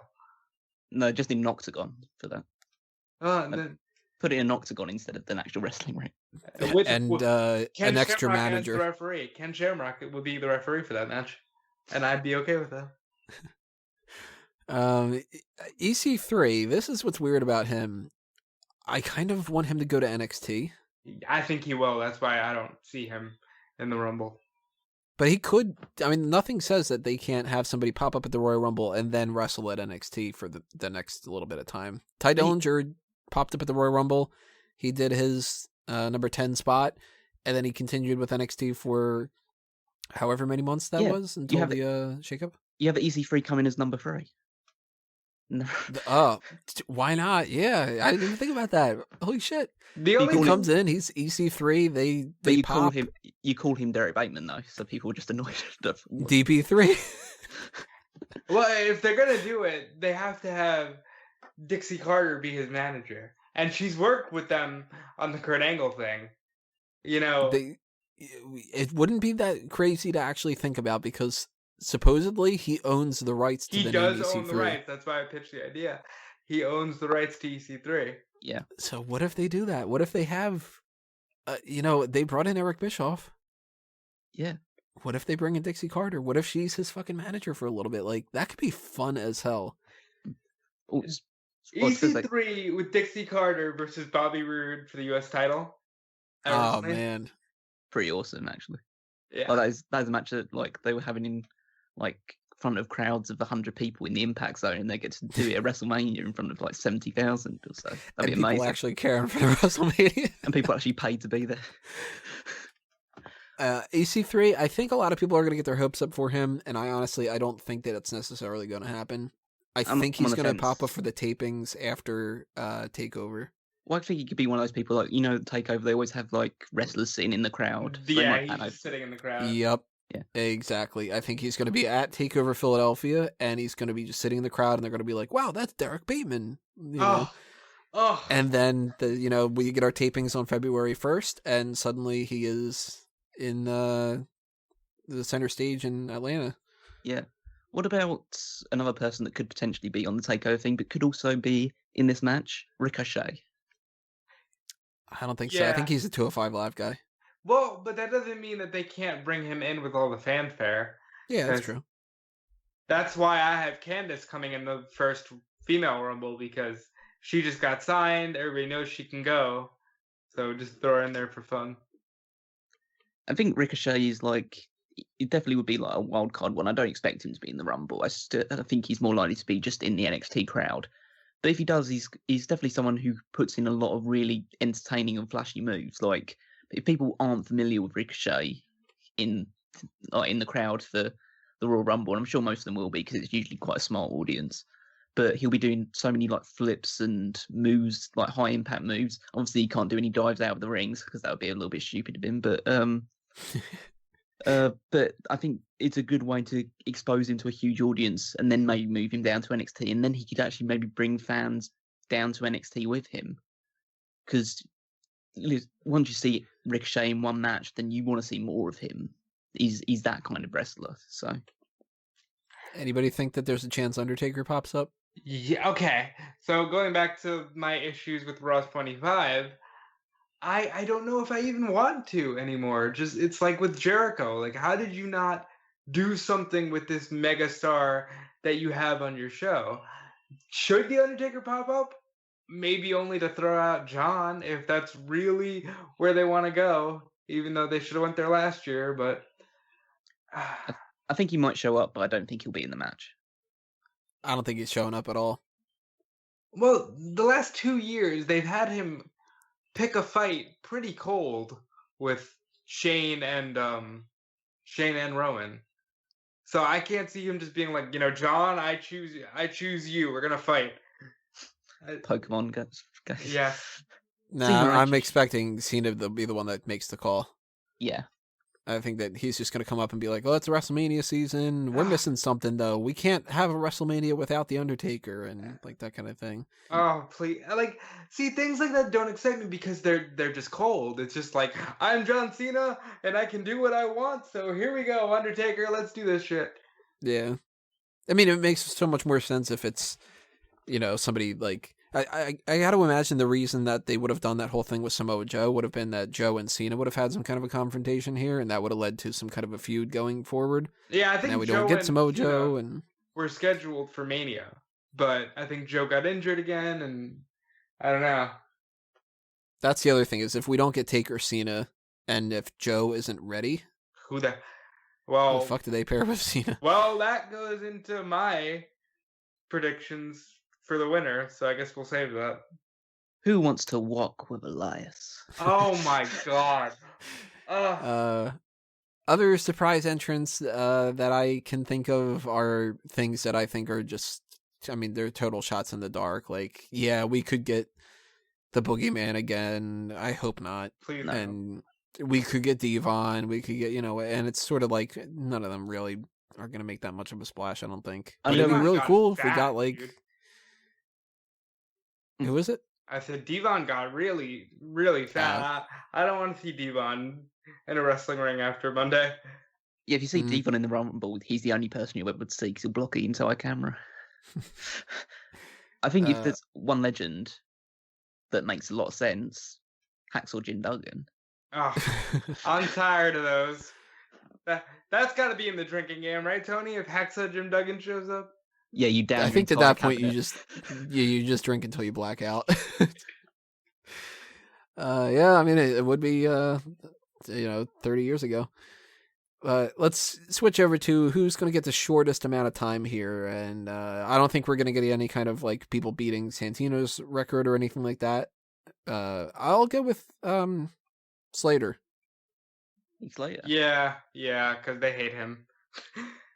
Yeah, kind of like he comes out and it's the whole like I'm tough, and he gets it eliminated in 3 seconds, that kind of thing. I think the person that gets like eliminated will actually be in there for a little while. I think it'll only be like a couple of minutes, and it'll just be someone who comes in before someone else that comes in and cleans house.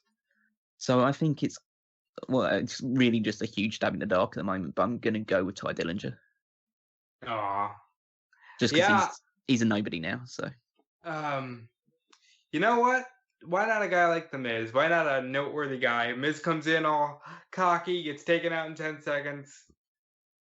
Definitely a possibility. Actually, now that I say that, I just thought of their treatment of poor Baron Corbin, and now I kind of want to say Baron Corbin because they're so fucking shitty to him.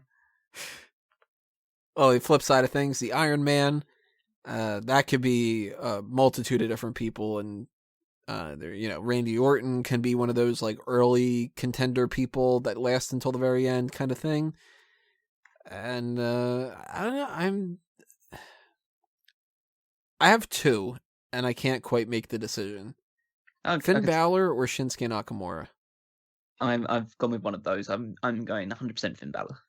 Finn Balor was one of mine, but on the flip side, as much as I can see them, tossing the Miz out early, I can also see the Miz being the Iron Man. So it's a toss-up between Balor or the Miz. Miz does last a while sometimes. Yeah, Maurice will know. But the reason why I think Balor's going to be like the Iron Man is because I think he's going to be one of the first 2, just because of his entrance. Just because you want to have the fancy entrance with Finn Balor coming in. You don't want him to just come out to his music and just sprint down to the ring. You want to have the entire theatrics behind it. That's why my 1 and 2 are Balor and Bobby Roode. Well, because of the entrance, my 1 and 2 are Roode and Elias. Because I can see Elias wanting to start the thing off by singing, and then the piano cuts him off, and glorious, and there we go. Man, there's a lot of people that could go that first. Yeah, Elias makes sense to me. Balor makes sense to me. Nakamura makes sense. Does. Yeah. I mean, definitely a lot of options. Just mainly just due to the fact of their entrance being something spectacular that you don't really want to miss out on. Yeah. I do think there's a chance Nakamura ends up doing it, though, because I think that they could potentially have him come in at, like, number 6 or so and last until the end and possibly even win it. Mm. But Balor, if I got to pick between Balor and Nakamura, I think Balor might be the smarter pick. I don't know. It's kind of tough. What about a number 1 and number 2 that I know we all haven't seen enough in the ring together? John Cena, Randy Orton. 1 and 2. Oh God, if they do that, that'll be funny as hell. I'd hope they do that. Or if they do like, they're like, okay, well, like we're gonna start off, and the person who's number 1, Sheamus. Number 2, Seth Rollins. Oh my God. Because we haven't seen this enough tonight. The most eliminations. This is going to be a year where I don't think we're going to see any big changes for that either. And I'm just going to go with the easy call, Roman Reigns. He's still not even announced, but Yep. I don't think it even matters if he's announced. I think he's still going to do it. I think Roman's going to come in quite late, in my opinion. So I think the most elimination is going to be Orton. Yeah, I can see Orton doing it as well. It depends on if they want to, like they did last year with Roman, throw Braun in the Rumble. They could do that, but yeah, they could. If Braun's not in the Rumble, I see Randy Orton or Bray Wyatt having the most eliminations. Bray, I'm not even like factoring in at all. I keep forgetting about Bray. With Bray, it's weird because he's one of those guys where half the year they want to treat like he's the biggest deal. Half the year they want to treat him like shit. So we don't know where they're coming from with Bray Wyatt. I think he's going to have a spot in the Rumble where just him and Hardy go over at the same time. Like one of them clotheslines the other one out at the same time as going over themselves. So I think Hardy eliminates him. Yeah, I'd imagine rather than vice versa. I think Maxwell might win the Royal Rumble, by the way. You know. Then we're gonna get that little kid and McMahon's kids and. Oh yeah, we never added like Rebby Hardy as like a surprise entrant for the Women's Rumble. I think we can be pretty sure that Rebby Hardy isn't going to be in there, especially not in the men's. Oh yeah, she's not coming. So I guess let's talk about our final four. And I have no confidence in this one whatsoever. Yeah. I'm gonna go Cena, Reigns, Nakamura. And that fourth one is different for me. I've got three options. I'll make a decision at the end of it. But the three that I'm thinking could be that fourth option: Daniel Bryan, Randy Orton, and Finn Balor. Okay. So Cena, Reigns, Nakamura, and whoever that third one is. All right. And who do you see winning it? I mean, there's a real strong part of me that really, really wants to hope Daniel Bryan, but realistically, I'm thinking Nakamura. Just take Bryan out of the equation. The final four ends up being Cena, Reigns, Nakamura, and Balor or Orton. Probably Orton more so than Balor, I think. And then we get Reigns eliminates Cena, Orton eliminates Reigns or something, and then Nakamura eliminates Orton. And then maybe we get Nakamura versus Orton at Fastlane. Kind of thing like that, you know? I think that's WrestleMania all the way. I just kind of think, I don't want to jinx it, but I think if Daniel Bryan doesn't win that Royal Rumble, there's no match for SmackDown, really, other than Nakamura Styles. Because they can't do Orton again. He can't win the Royal Rumble again. I don't see him winning the Royal Rumble again. My final four, and this is such a thrown out there thing, because I have three potential scenarios for the Rumble, each way different than the other. Cena, Balor, Reigns if he's there, and Ziggler. I'm gonna throw Ziggler in there. My three potential scenarios are Balor wins it, moves over to SmackDown to feud with AJ with the club in the middle. John wins it, and they play up the whole I'm John Cena, I can do whatever I want, and then he ends up going for Lesnar because they've decided against Roman and Brock for whatever reason. And Ziggler hasn't officially retired or quit, and for some reason they always get itchy with him around January, so I don't know, this might be the year that Ziggler wins it. The only problem is, with everything we've presented, with John AJ, Nakamura AJ, Balor AJ, as much as I love Ziggler AJ might not be the hottest main event for SmackDown. You don't say. Not that that's ever stopped them before, and I know nobody else feels like me about Dolph Ziggler. I think Dolph Ziggler is star. He should have been the Shawn Michaels of this generation. You know, I think if anyone's got a shot this year, Dolph's got as good of a shot as Finn Balor does. But I think truly playing it safe with this company, John Cena wins, ties another record with Austin for 3 Royal Rumble wins, and then for a good 2 months they play up the whole, well, where is John Cena going to go for WrestleMania? And then I think they keep him on Raw because they like to have all the star potential on Raw going for Mania. So we got one for Cena, one for Nakamura. Callum, what are you thinking? I was going to say, Rob, I think the only people that love Ziggler as much as you are Tony and Ziggler himself. So, final four. I'm not going to be very interesting with this one, I don't think. Final four of Roman Reigns, Shinsuke Nakamura, Randy Orton, and The Miz. No John Cena. I think Cena's getting eliminated earlier on by it, and I think he's getting eliminated by Elias, Oh, which Jesus sounds weird. Christ. I think Elias is the standing feud that he is going to move on to because of what's happened to Samoa Joe. I think Joe would have eliminated him if Joe was in the match still, but he's obviously injured, so they need someone to replace him, and they're clearly building up something between Cena and Elias. So, I think The Miz definitely isn't going to win it. He doesn't need to. He's Intercontinental Champion now. He's going to be feuding over that title heading into WrestleMania. Orton can't win it again, but I think he'll be there towards the end because he's a big name. So it comes down to Nakamura or Reigns.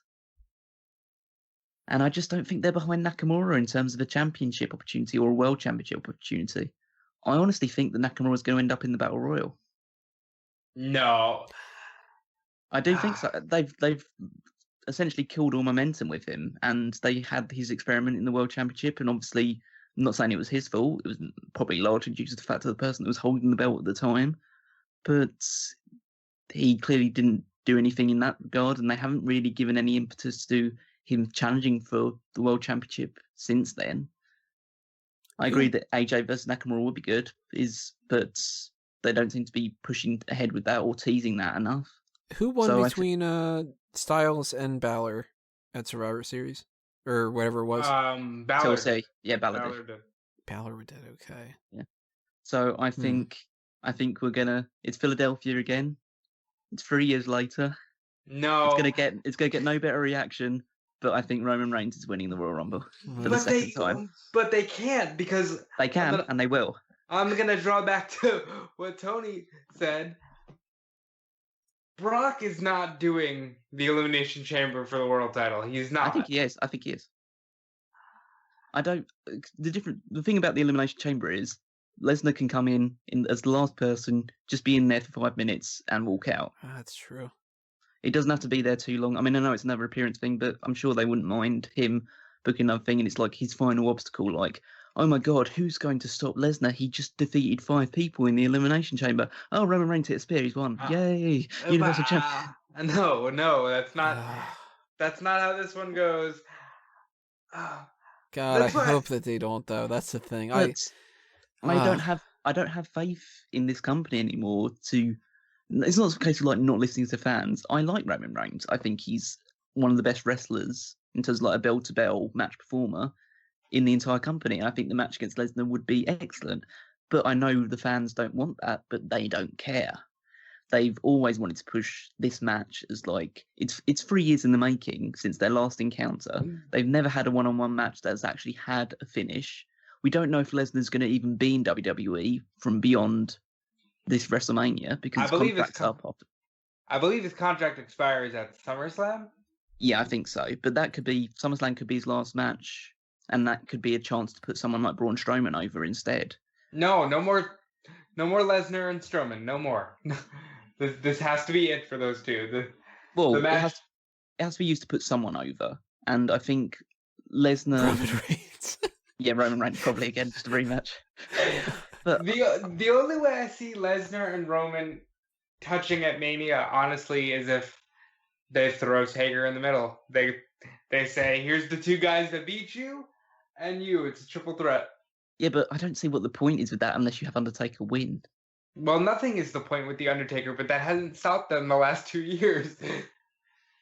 I think like in terms of my WrestleMania card, it's not exactly the card that I would book. Certainly, it's not the card that I would book. But in terms of what I think the direction they're going, it sounds like really ultra boring and simple. And people are going to say, no, they can't possibly do that because it makes no sense or it sounds so boring. But you have to remember this is WWE we're talking about, and once they get stuck down an idea, then not going to change it for anybody. I think you're going to get Styles versus like Bryan is obviously a possibility, but I think you're going to get Styles versus Nakamura still at WrestleMania. But I think they're going to go a long way convoluted route of doing it because I think you need to almost build Nakamura up again to actually. I know the Royal Rumble's a way of like earning the opportunity by going through 29 other men, but I think it's just too much of a one-hit thing when fans have started to lose steam on him almost. I'm going to be so pissed if this ends up being let's repeat exactly what we did in 2015, down to the idea of Roman Reigns winning in Philadelphia, knowing that that's going to happen. And then they follow it up with, we've got the Elimination Chamber, and it's just going to be Brock Lesnar beating Braun Strowman and other people.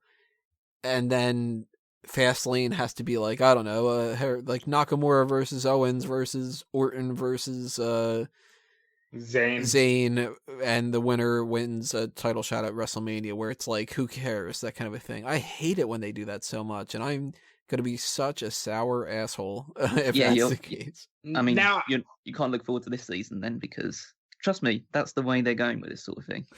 I just thought I remembered something that gives credibility to my Undertaker idea and the Daniel Bryan thing. WrestleMania is back in New Orleans. That's true. Which is where Taker lost his streak and where Bryan won the belt. So either one of these things just became a lot more credible in my mind by remembering that simple fact. I'm just so convinced that WWE is set in their ways with the Undertaker Cena thing that I think they'll just go ahead with that. And I mean, everyone's been pretty much clear since last year's WrestleMania that it's going to be Brock versus Roman Reigns at WrestleMania 34. So if everyone knows that's going to happen, then why not just give him the Royal Rumble win? Just make it as clear in everybody's minds that it gives you 2 months to prepare for WrestleMania, 2 or 3 months to prepare for, okay, we are going to see this match, rather than just have it hit with a month to go. And just like, at least people hopefully will get excited enough by the rest of the card. By that point, they'll be a bit more apathetic rather than completely hating towards the Lesnar Reigns match. Now, I'm going to fantasy book this, but Taker could potentially throw himself in that Universal title match, say that no matter what happens, he just wants to avenge losing in New Orleans, losing his streak. Whatever happens, that's my last ride. Wins the title, gets it away from Brock, and then, we don't have to worry about the Brock and Roman one-on-one fiasco. Not even that that's a bad match, and I think Callum said it. It's not a bad match. It's just, I don't want to sit through fans shitting on a Roman Reigns main event like they have the last 3 years. Well, I just think it doesn't matter what match you put Roman Reigns in at WrestleMania, it's going to get that reaction. So whether you want to end it like that or not, because obviously it'll be the main event, but you could make the other World Championship match the main event if you so wished, or you could make Undertaker Cena the main event so it doesn't end like that. But Roman Reigns, if he has a one-on-one match at WrestleMania, is going to get booed and it's going to get the worst reaction from fans. So you're really damned if you do, damned if you don't, almost. Well, if we have to pick and we have to go with who we think is going to win, I mean, it's Thursday night, so who knows? Friday morning, they might be like, special announcement, fucking Vince McMahon is going to be in the Royal Rumble with bodyguards and shit, with the entire XFL roster. Yep. And we also are having, we already know what all the teams are going to be at the XFL. He hate me has entered the Royal Rumble. If we got to pick, though, Robert, who's your gun to your head pick? Oh, God. This company is afraid of chances. They're going to go with John. Callum? This company is afraid of chances. They're going to go with Roman. This company is afraid of Daniel Bryan getting his fucking head kicked off. Nakamura. So at least we don't agree on that one, and we all might be wrong about this. Maybe they give it to fucking Randy Orton again. Who knows? But that is it. Whew, for our predictions. That's a long it. And you guys, of course, need to chime in and tell us what your predictions are for the 2018 Royal Rumble, all the matches that we talked about and everything we didn't talk about as well. Make sure you hit that subscribe button and ring the bell for notifications, because the post shows for both of these events are going to be coming up on Saturday night and on Sunday night. Those are the next two things that are coming your way for the Smark Moment Smack Talk channel. We've got the mailbag coming up next week as well, so start sending in the questions for that. We got a couple already that are in the mix, and I don't know, some of them might change and kind of get around that kind of a thing. But send them in if you've got any. I would suggest waiting until after the Royal Rumble if you have any Royal Rumble specific things. If you're just going to ask us, what type of stuff do you get on your burger, then it doesn't matter, that kind of a thing. Bacon and cheese. But yeah, that should kind of cover everything, except for plugs. So, Callum, what do you want to do? What do you want to toss out? It seems quite redundant to say, like, go to the website and stuff like that, because we all are going to do that type of thing. So I'll just say you can find me on Twitter at Wigmeister14, and I'll let the rest of the guys say why you should go to Smark at the moment, because you definitely should. Robert, anything you want to promote? Yeah. Go to www.timekillerapparel.com. That's my apparel line. You can go to Pandemonium Mania. That's a mouthful, but the link's on the Smark Out Moment website. That's my personal wrestling blog. And you can follow me everywhere at Dude Felice. That's DUDEFELICE. And yeah, Tony, tell them why they should go to the website. Because I say so. All right. and you shall all do my bidding. And there's your answer for why Roman Reigns is fighting Brock Lesnar at WrestleMania 34. Yup. Yes, obviously, everybody, live coverage of the event will be on smarkoutmoment.com during these events, and everything else that is found on the website, the weekly articles, any kind of Smark remarks or regular rotation type of gimmicky type stuff, and anything else. The drinking game, if you want to be a part of the drinking game for the Royal Rumble, go ahead and check that out and pick the things that you want to adhere to as far as the rules go. Tell me how that goes as far as the whole idea of like getting plastered and everything like that. And we will see you when we see you, everybody. Hopefully you enjoy the Royal Rumble. Hopefully you enjoy Takeoff, really. I knew I had to screw that up again. I'm thinking of how I just need to be off doing the podcast. That's what it is. 3 hours of that. Take out now. I'll use some takeout. And we're back to the ham sandwiches. So join us on Snack Talk again. Yes, we will see you next time, everybody. This has been another Smark Out moment, and we are being counted out.